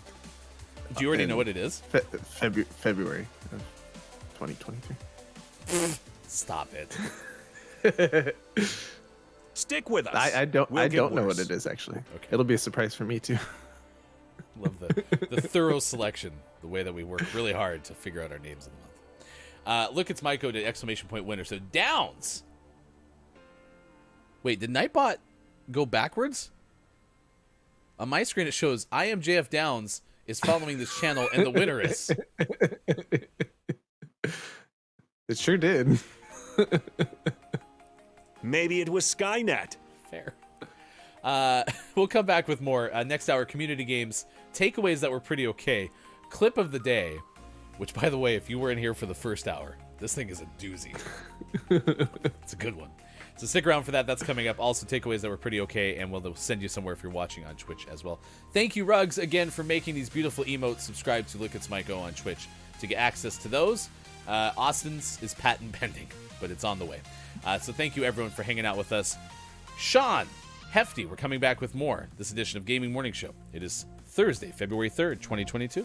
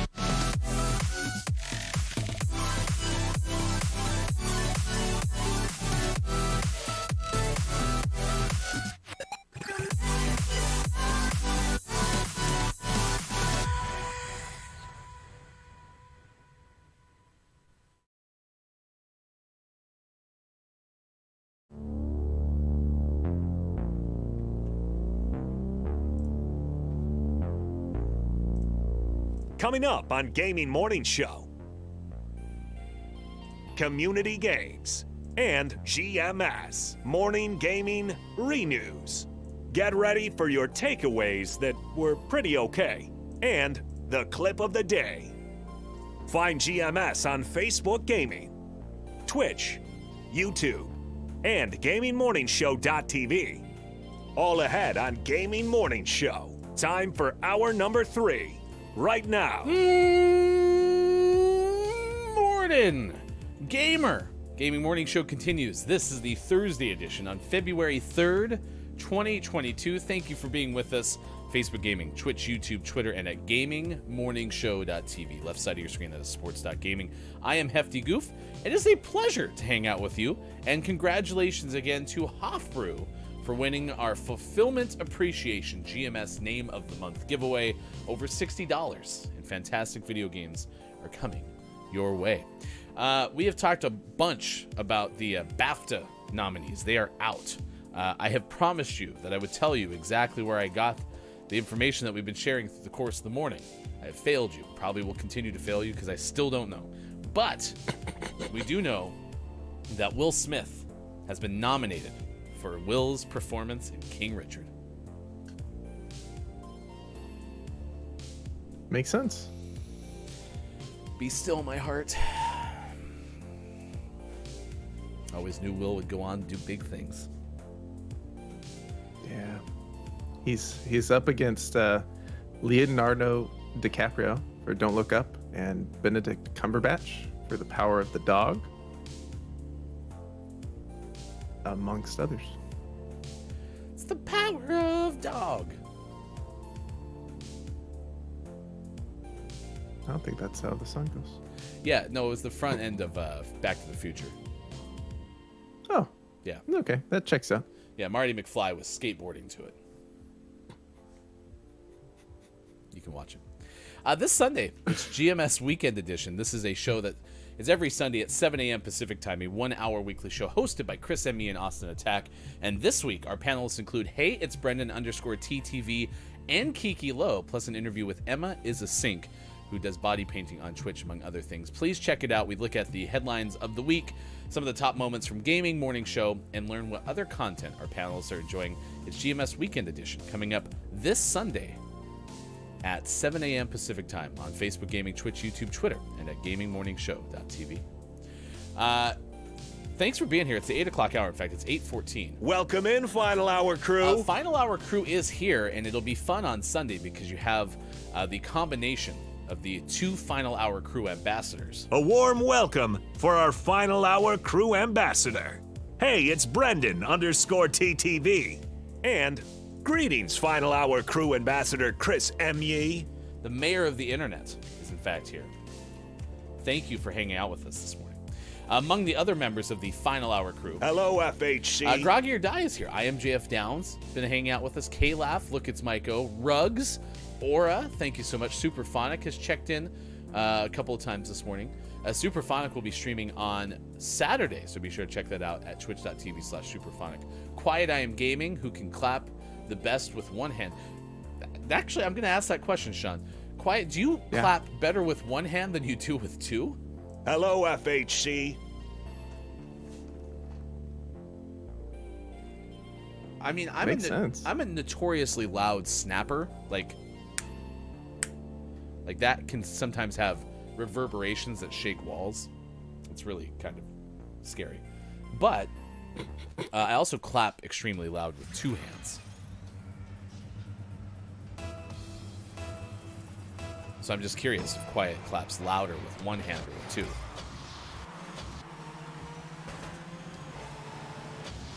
Probably. My guess would be louder with two hands, but twice as many claps with one hand. If you're looking at it from a claps hands. per minute standpoint, is what you're saying? Mm-hmm. Yeah, that's true.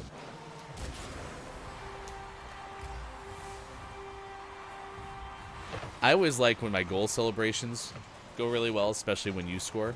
So watch, I guess I slide in from the right side on top of my head all the way to the goal. Nice. So I like to, when I have a shot that I know is going to go in, I like to just like stop moving, especially if I'm facing away from the goal, and I feel like I'm walking away from an explosion, you know? It's kind of like the Steph really Curry three-point pose. Yeah. Knows it's going in, doesn't acknowledge it. Yeah, I'm too cool to look. K-Laugh says, I always go for the low/high five. Yep. That person juked me so hard. I'm like, I got this save. This is going to be great. And then flies up over my head. That was a pretty good one. Wow. Jealous.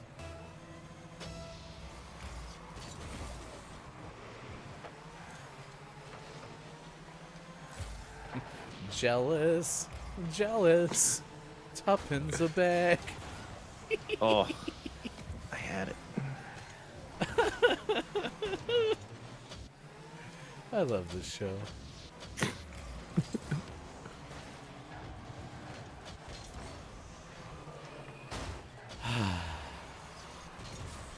I did hear yesterday on GMS After Dark that King Gray and Mike were considering playing the poker game that I've talked about with my initial experiences in VR. And so I was going to ask them if I could join, because I would feel far more comfortable doing a version of VR poker if I had friends there. That'd be fun. I doubt it's crossplay with PSVR though. It should be. Only with the PSVR 2.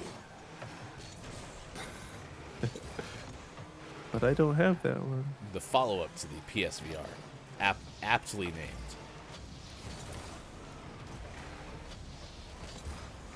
Brendan goes, if I had a nickel for every time I thought I was going to be helpful in this game and then someone on the other side started flying.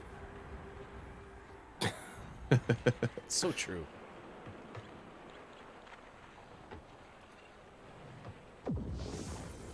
It's too bad. In related news, as I slid toward the net after you scored on my roof, I also, when another team scores, do the same thing, but I try to I pretend that like I was like a casualty of the goal, right? So like the score's like, oh. Basically, Rocket League's just a big theater to me. That makes sense. You know why it's a big theater to me? Why is that? Because I use Ampass.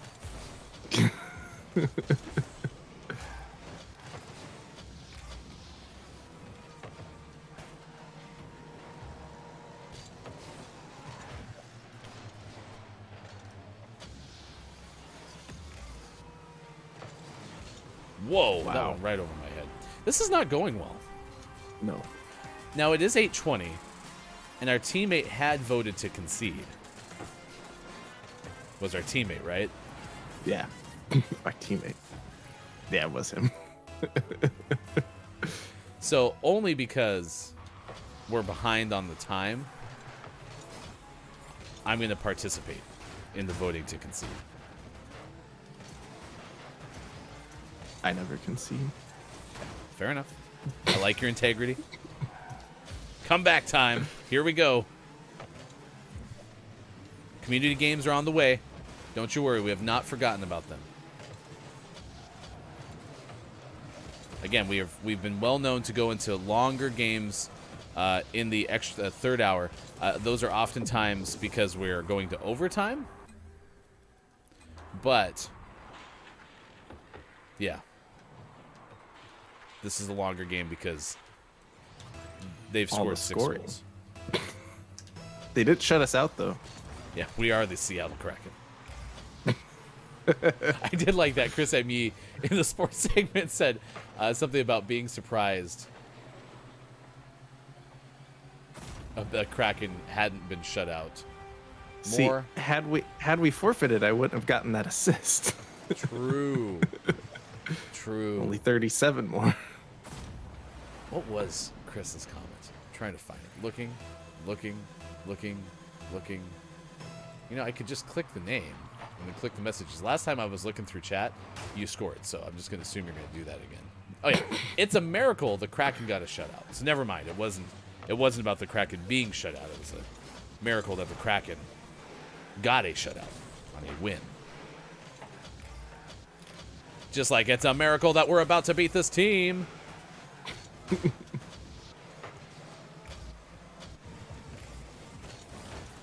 Yeah, see, that one's going in too. Next time. Eventually. Next time. Apparently, Chris is also telling us that Austin's is not patent pending, it's just pending. I don't know. Agree to disagree. Rugs. Are those patented?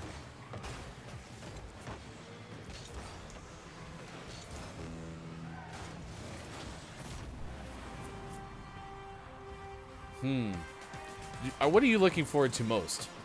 Chris M.E. said, I like a queso bowl, not a Super Bowl. Would you rather have a queso bowl a week from Sunday, or would you rather have a queso bowl? Why not both? I do make this usually this like Italian sausage Velveeta thing. I don't think I can make it this year. Why not? Because it's Velveeta, and I oof. Ooh. I just described Velveeta without using words. Velveeta, the Twinkie of cheeses. Ooh, that's Never why. goes bad. I'm actually making a mint chocolate Twinkie dip. With fluoride.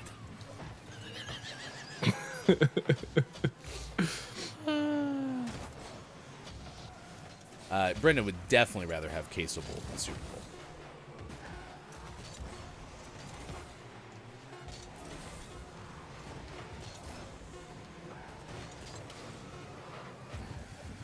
I think we lost.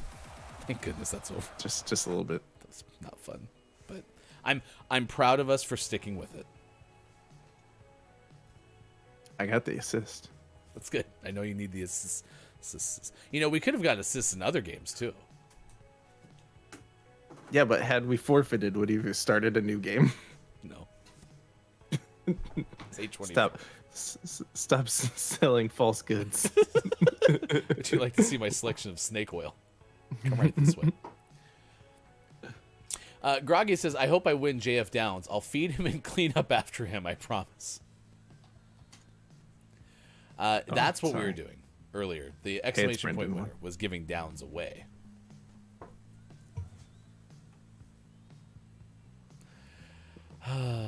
Although apparently Downs has llamas, says Chris M.E. How about his llamas? I like a good llama. Do you have a lot of llamas in the Minecraft servers? They occur from time to time. They usually come with the traveling salesman, who's a good source of leads. He trades you leads. You just have to trade him his life. Do you also receive an extra Rocket League game from the salesman? Sometimes. Chris M.E. says, your guttural noises explain nothing. They illustrated Velveeta.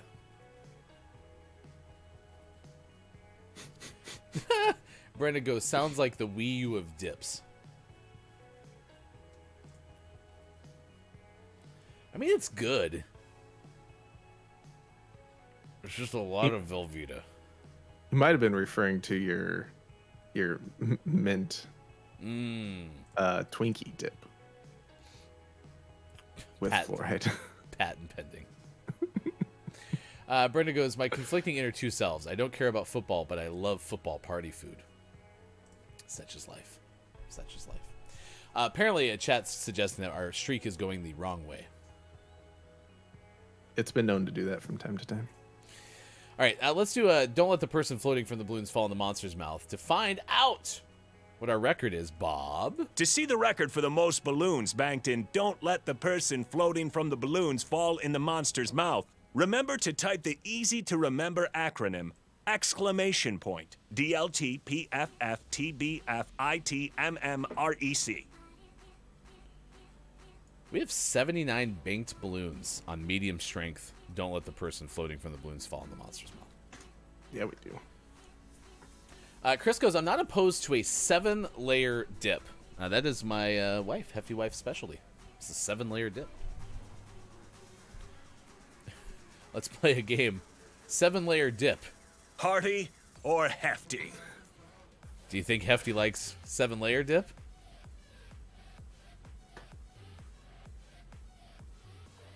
I know the answer. He doesn't. No. All right, occupations. Now, Kalaf goes oceanographer, which is, I think, the answer we ended on yesterday. Am I correct? I think so. And so then King Gray goes, I swear if it's oceanographer, and I don't know if you witnessed it, Gray, but that was the big swing yesterday. I just typed the letter O. It is not oceanographer. Ooh, so close, but in the end, incorrect.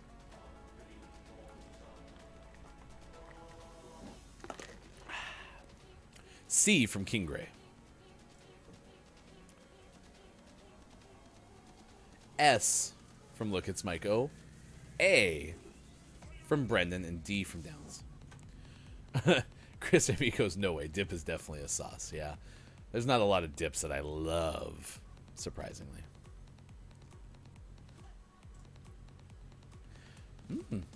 Quiet Eye Gaming might be on to something. Wait. Quiet says that was my guess from yesterday. Was it really? That was his, before we had any letters, guess for oceanographer, a psychoanalyst. I don't understand. Do you get the answers before the game? Quiet does because he has wall hacks. Unfortunately, it's not psychoanalyst, but that was a very good guess. We have psychiatrist, and that appears to be the correct answer. Look, it's Mike O is cracked.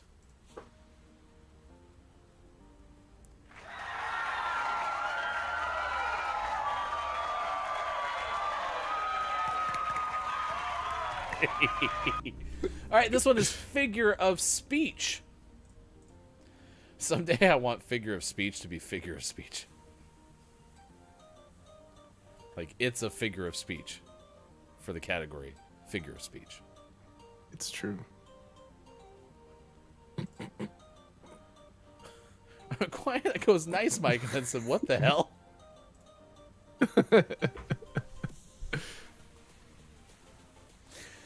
Greg goes, what if it wasn't psychiatrist? That would have been a psychiatrist.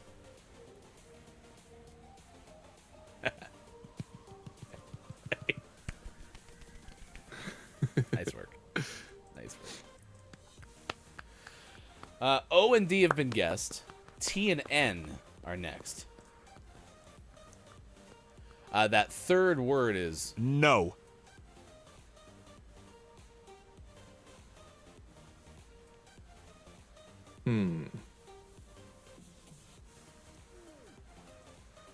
Shaq! I think Brendan hasn't. oh, close but no cigar. I thought Brendan was responding to something that had happened. Figure of speech. Oh, crud. Uh-oh. Oh, I hit an accidental one. I cost this one balloon, chat. Could have been an 88. Instead, we're at 87. It's all my fault. I'm sorry. Do you try to spell cigar with a J? Apparently. Apparently. I bet Hefty can't even roll his F's either. Why did Bob sound like the Silence of the Lambs at the end of that? I ate Hefty's. I ate Hefty's liver. Side of fava beans and a nice Chianti. I bet Hefty can't even roll his F's either.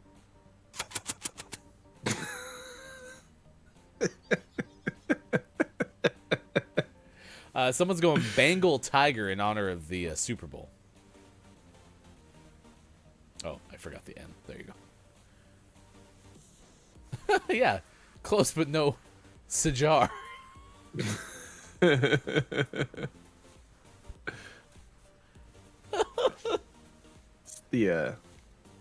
It's the official, like the original spelling.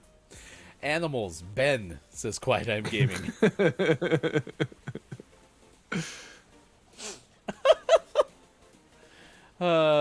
This game is fun. Snoopy line thingy. Beating the heat. Shaq Planet. Banded. No, they would have an N over there. But you did get an A and a D for that. Brendan goes, that sounds like a comedy script. Gonna have a character say that who all orders something with no pequans.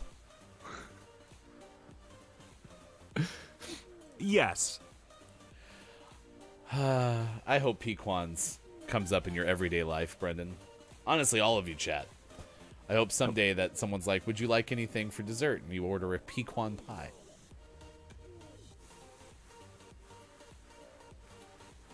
This is animals. It's got to be a hound.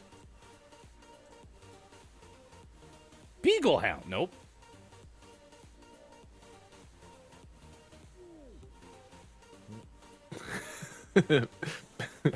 Basket hound. Oh, it's a basset hound. What am I doing? No, it's a basket hound. For the lotion in the basket. We knew we'd have double Silence of the Lambs references today.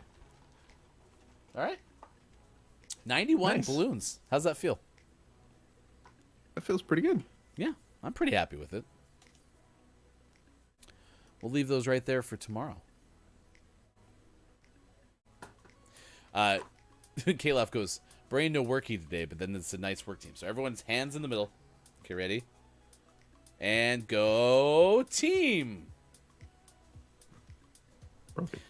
Coming out today is episode 23 of the Far Cry Let's Play from GMS Plays. It'll be today at 12 p.m. Pacific time. Episode 23. You're wrapping up that series as Gaming Morning Show in chat reminds us that GMS Plays Horizon Forbidden West is coming in February of 2022. That's going to kick off 2 weeks from today. Yeah, it's exciting. Very, very excited.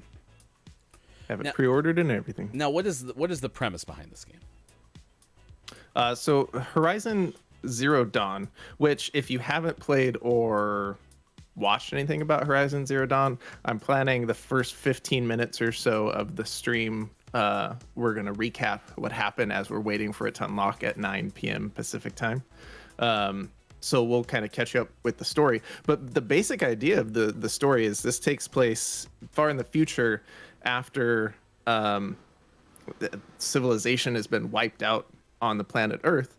But humanity was preserved in a way, and this is kind of the human race building again. So it's kind of they're in more like tribal type groups, but it takes place in the future.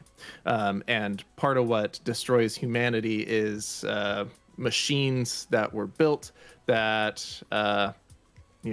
start becoming corrupted and kill everything on Earth, including humans. And so there's machine type animals that you're fighting against, and it's a lot of fun. So it starts February 17th. We'll put more information out about it. GMS plays live the first day on launch day, Horizon Forbidden West, and then YouTube exclusive GMS plays Horizon Forbidden West episodes every Tuesday, Thursday, and for that series, it'll be on Saturday. Tuesday, Thursday, and Saturday. Please subscribe to us on YouTube so that you can follow along with that Let's Play from GMS Plays. Very, very exciting. Top of the Moron. Well, actually, technically, hello, FHC, because we've already saw KJ once. Hello, FHC. But KJ has since returned. Meanwhile, we all did the go team in the middle, right? Everyone was united for a second, and the Wu Dang Pig came and said, let's go team and Downs.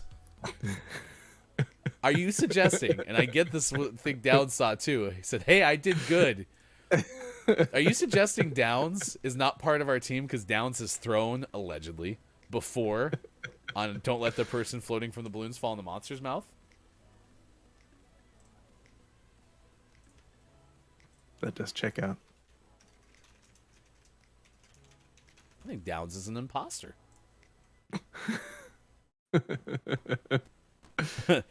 Downs, who do you work for?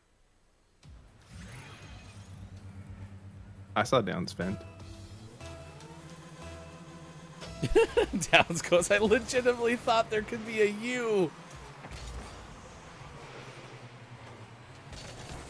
Great moments in GMS history.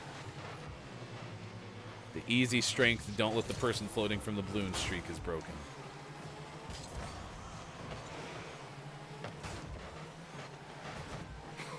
Were you chasing me? No, it was reading chat. Wu goes, he is part of the team, but I like to single him out and show him recognition. Because he's the man. Aw, Wu. That's a nice save. I love it. I love it. Ah, Downs is the dodo, referring to Goose Goose Duck.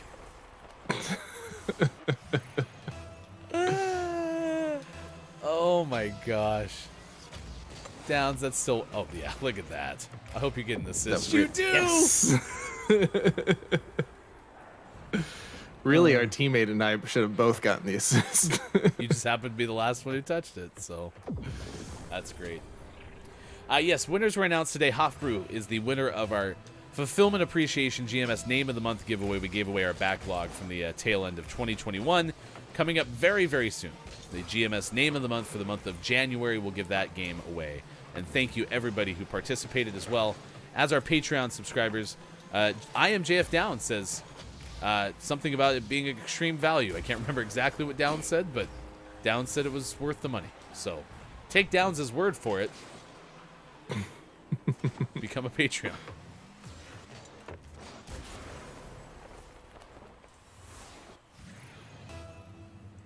I think you just score too much, or otherwise you would have had this assist thing in the bag a long time ago. Yeah, I got assists way more when we were playing off air. Because your play style is different when we're on air. What do you mean? When we're on the show, there's so many times I'll set up like a perfect shot and turn around. No one's anywhere near like the right side of the field. What are you talking about?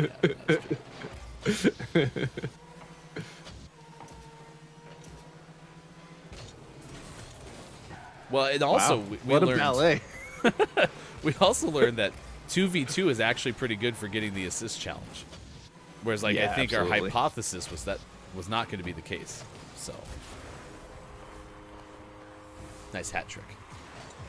Thank you, thank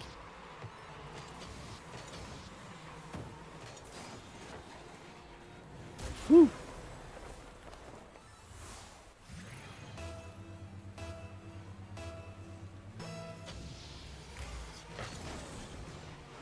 See, I like it when I have challenges that are like saves or clears, because that's fully within my control. Yeah. I can just hang out back here and play defense. Look at this 4-0 lead. We're the Seattle Kraken of Rocket League.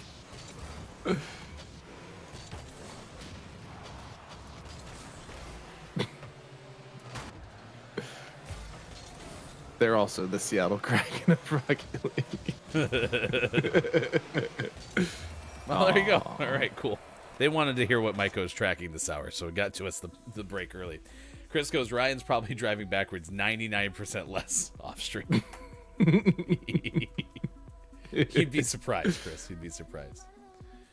It is now 8:41 West Coast, 11:41 out east. It is 4:41 for those watching GMS in the UK.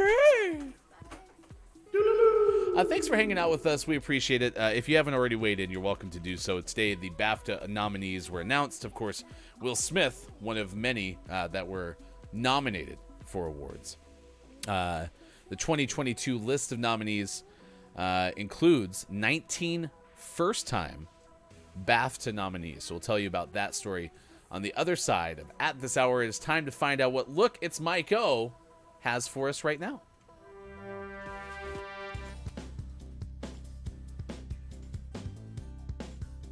Thanks again, Ryan. Our final story comes via Ben Huber from UPI, which I believe stands for the United Penguin Inhalers. He tells us about an Idaho family remodeling their house, removed the shingles covering a bedroom, and made a surprising discovery. They found about 1,600 baseball cards glued to the plaster. Melissa Brott said she'd been remodeling a Boise home for her son and made a surprising discovery when she started peeling away the dark green roof shingles covering the wall of a bedroom. I was surprised, shocked, and confused, Brott told KTVB-TV. I wasn't sure what I was looking at until we continued to pull down the shingles. Brute says she realized the wall was under the shingles. It's been wallpapered with about 1,600 baseball cards from the 70s and 80s. Brott, whose family brought the house from the estate of the previous owners in December, was able to contact Chris Nelson, the son of the original owners and former occupant of the bedroom. In the late 80s, I was obsessed with baseball, Nelson told CNN. We just decided we're going to wallpaper one of the walls with the excess baseball cards. Nelson said he and his parents spent a weekend using a strong adhesive to stick the cards to the wall. So the roof shingles came into play a few years later when it was time to remodel his room again. We ended up with a few packages of roof shingles and just nailed them up on the wall and painted them. Nelson said the cards are unlikely to be of any value, even if they hadn't been covered in adhesive. Brott said the cards are affixed to the wall too strongly to remove, but she is willing to allow someone to take the wall away if they're interested. I would love for somebody to come and take it if they think it's useful. We don't have any interest in keeping it because it doesn't really go with the mid-century modern decor, and we're not really baseball fans. Well, that is a bummer. However, take me out to the roof shingles. That's funny. Ryan, Sean, chat, enjoy the rest of your Thursday. so long. Take me out to the roof shingles. New Maiko saying of the day.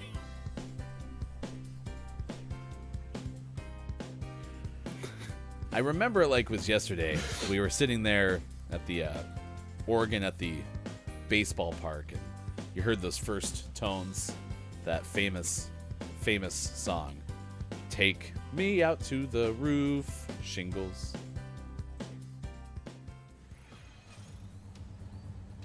I remember it. It's a good song.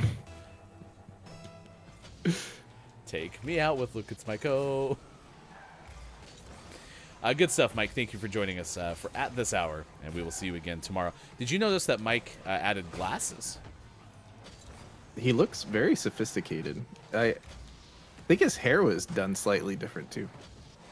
And I think that makes sense because with the business money that we gave Mike for At This Hour, the studio has been pretty static a couple days in a row, but now we're getting into hair and makeup. So, well, that was right into the goal from our teammate. Oh no, that wasn't from them. Oh, right there. Oh no, it was 100%. Baseball cards, says Kalaf. What are those? Like real life NFTs or something?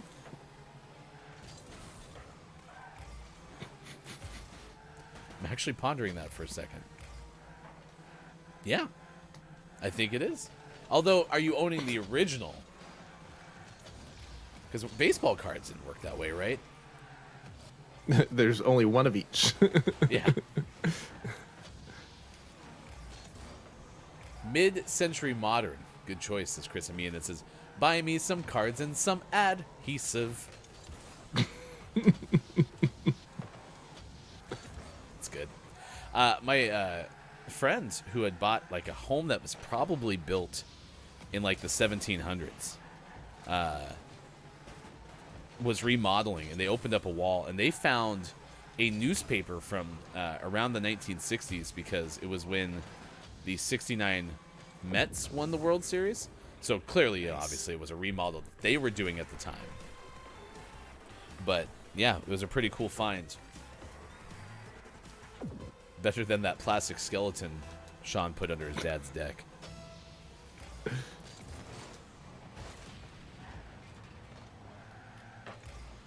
You know what they say about a big deck.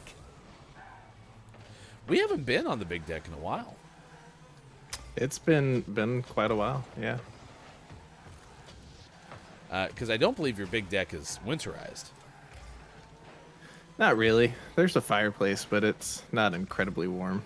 But like, you don't like keep us off your big deck in the wintertime purposefully. No, it's open, just underutilized. Makes sense. Nice. Oh, I thought that was going in. Okay, I got this for you! Oh, I was so way excited. off target. There was barely any U.S. in the 1700s. Yeah, it's out in the... It's on the very east side of the world, or the country. So maybe it was the late 1800s? I'll have to ask them.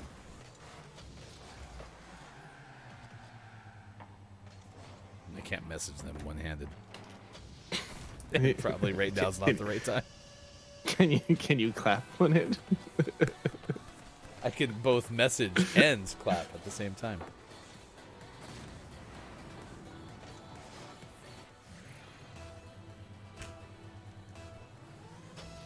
Downs goes, can I not draw a cartoon monkey myself? Then I really own it? Yeah, you can. And then you could technically, I think, list it as an NFT.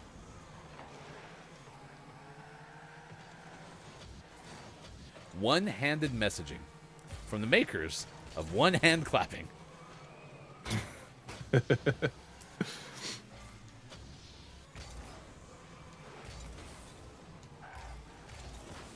Oh, man. Well, we have had days where we've won and then lost miserably, right? Like, all of our Yep. losses today have just been blowouts. Yep.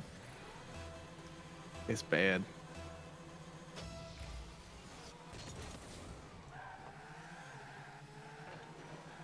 Brendan goes, but you didn't pay someone else money that was trying to sell you an NFT. See, the value NFT sellers bring.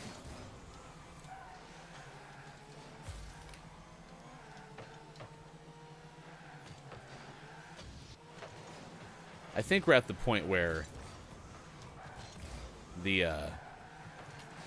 we need to have like a GMS discussion, like a panel on NFTs, just so everyone can get on the same damn page. This response was very, very quick. The house was built 1790s for the single story. The two-story addition was mid-1800s. So it was part of the apparently barely any of the U.S. It was one of the first. Yeah.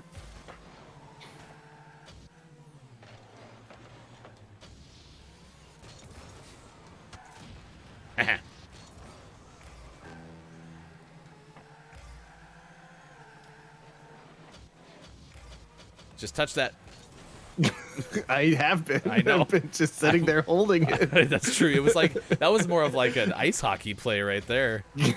Good thing our teammate was over here timing out.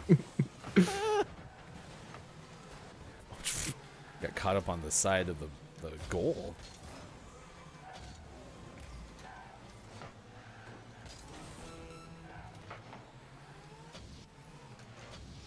Ah. Well, you know, we had a good run. The streak, we won last time because of forfeit. So technically the losing streak. Actually, should that be what we go for, is 100 straight losses in Rocket League? No, that sounds awful. I was so terrified that I was going to block your shot. I am leading the league today, though, in flipping underneath the ball. It's a good streak. I just flipped over, kind of like at the end of chess, where you just flip over your king. It's all over, man. All right. Brenda goes, why don't we aim for 10 before we go for the big 1-0-0? What practical advice from you, Brendan? All right. It's 8:52 West Coast. It is 11:52 over on the East Coast. It is 4:52 for those watching GMS in the UK. All right, thank you for being here, Sean and Hefty. Congratulations again, Hofbrew, for winning our Fulfillment Appreciation GMS Name of the Month giveaway. KJ, thank you for the host on Twitch. Same with Aura, Gabe, Pride, and Jordy Jasper. KJ, also thank you for the like on Facebook Gaming. We will be back tomorrow, as we are Monday through Friday. 8 a.m. is our final hour. We do it every single show. We're on for 3 hours total, from 6 to 9 a.m. Pacific time, on all of those platforms: Facebook Gaming, Twitch, YouTube, Twitter, GamingMorningShow.tv. 12 p.m. today on YouTube. It is the 23rd episode of the GMS Plays Far Cry 6 YouTube exclusive. Please check it out, and if you'd be so kind, like and comment. All right. It is time for the Gaming Morning Show Morning Gaming Re-News. This is where we recap the headlines of the day video game style. And for that, once again, it's hashtag video game expert Sean. Good morning. It is still Thursday, February 3rd, 2022. I, for a second there, forgot what month the second one was. It's February 3rd, 2022.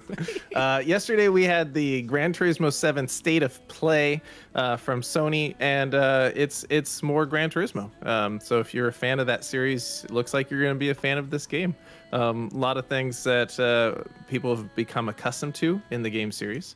And they have some new updates to things, like their photo mode. They've added quite a few tools in terms of digital photography and things. You can put your digital car in some really cool looking places. So check that out if you're a fan of photo modes in games. Also, there's a pretty fantastic replay system, which you can set your replay to music, and it will auto-generate a video with cuts and everything to the music, which looks pretty cool. So that's gonna be worth checking out for sure. This year it marks the 30th anniversary of Kirby. And so Nintendo has said that they have, quote, a variety of projects planned for Kirby's 30th anniversary. Of course, one of those is going to be the main release of Kirby and the Forgotten Land, which will come out March 25th, and is going to mark the first Kirby mainline game, which is a 3D action game. So that'll be fun. You can also get a really cool wallpaper that Nintendo tweeted out that has a bunch of Kirby's in different art styles from the last 30 years. So you can check that out too. He's pink and orb-like. And then later today, we're going to see another look at a new Sony property, and that is Ghostwire Tokyo. We're going to get a showcase for that game this afternoon at 2 p.m. Pacific time on Sony's YouTube channel. And the release date was set at March 25th, so we'll get a closer look at that game in the next month and a half.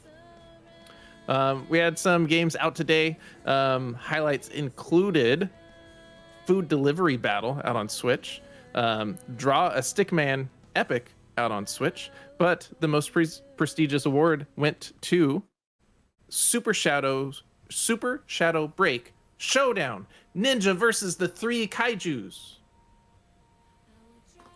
No confirmation whether or not Kate Zaid is in fact one of the 3 Kaijus. We did not get confirmation despite having that be a possibility in the beginning of the show.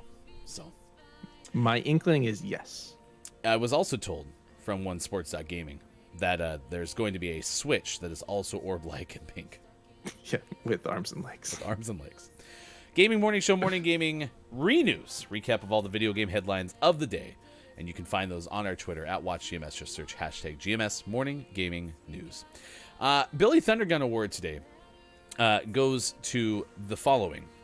The person who said the following. You'd think it was the C, but their favorite letter is Golden Girls Retriever. Congratulations. Hey, it's Brendan _TTV. Billy Thundergun, Teammate of the Match Award.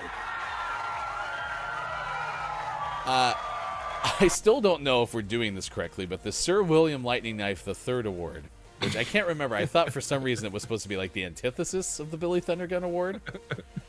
But sometimes we use it as like the runner-up. Yeah, I think we do. And that goes to Ruggs, who made Look It's Maiko, these wonderful emojis.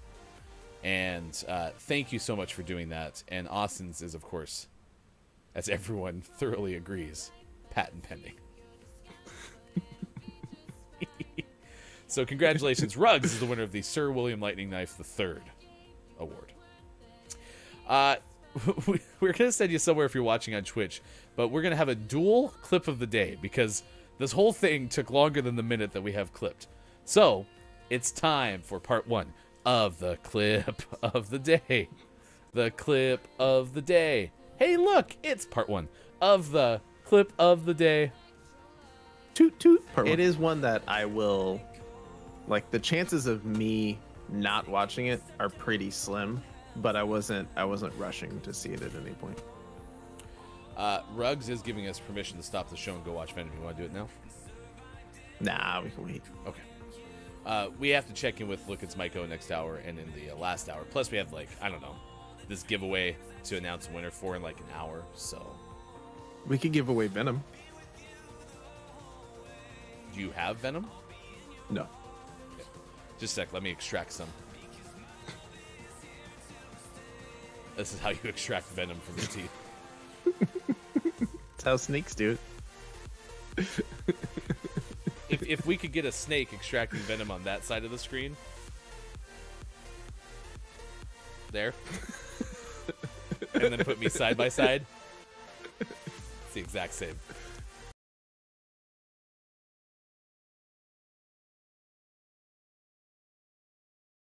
It's time for part 2 of the clip of the day. Clip of the day. First name is Blythe. Oh, it's already on. Is Blythe's last name Danner? Sometimes. Oh, wait. This is Blythe Danner. I remember seeing Blythe at a special screening of The Tomorrow Man. Do you remember that? Yeah, with John Lithgow. Oh yeah. Yeah, Yeah, that was at the Robin Williams Center, if I believe. Yeah, that was a long time. That was like way back in 2019, though. Yeah. But if I remember it vividly, in my mind, it was an Andy Kropa photo that I recall in my mind's eye.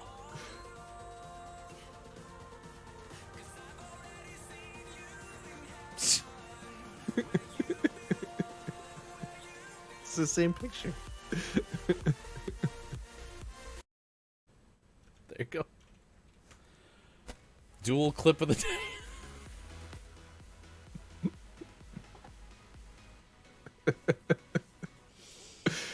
Perfect. It's beautiful. I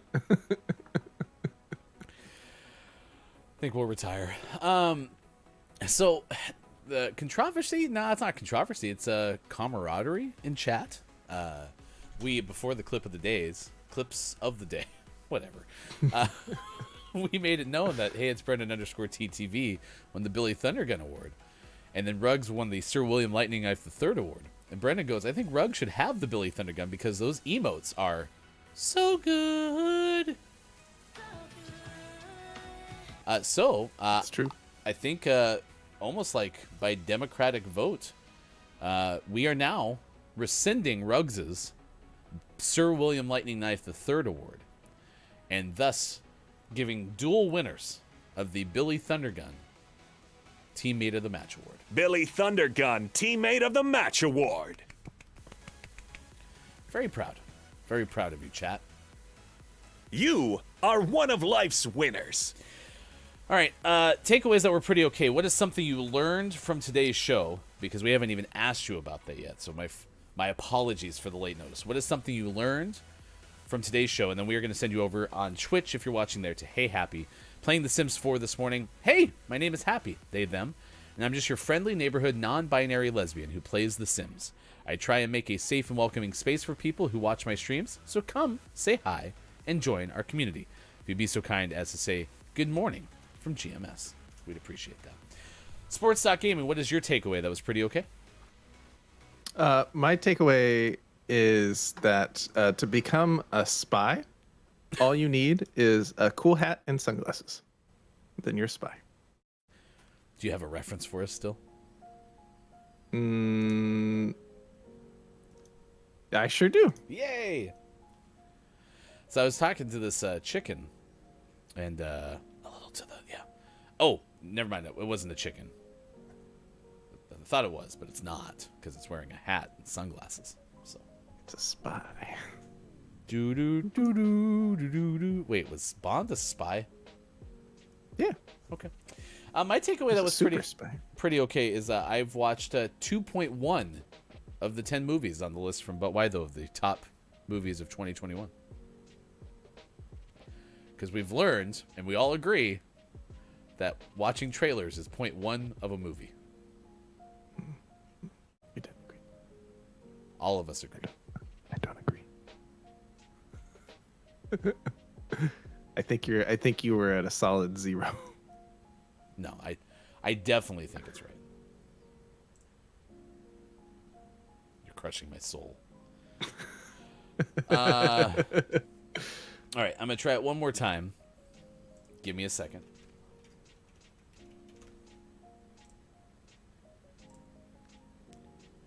Something went wrong. Okay. So what we're going to do is we're going to pull the whole host tactic instead. But what's going to happen is we have to wait till we're on the end screen, because otherwise we're just going to go away really, really fast. So you can still say good morning from GMS. Earthling, thank you so much for being here. Brendan, Chris M. Yee, KJ, K-Laugh, Quiet I Am Gaming, and so many more. I am JF Downs. I scroll through the list. It's been a lot of fun. We'll see you again tomorrow for more Gaming Morning Show. For Austin, for Mike, for Sean, I'm Hefty Goof. Find us Facebook Gaming, Twitch, YouTube, Twitter, GamingMorningShow.tv.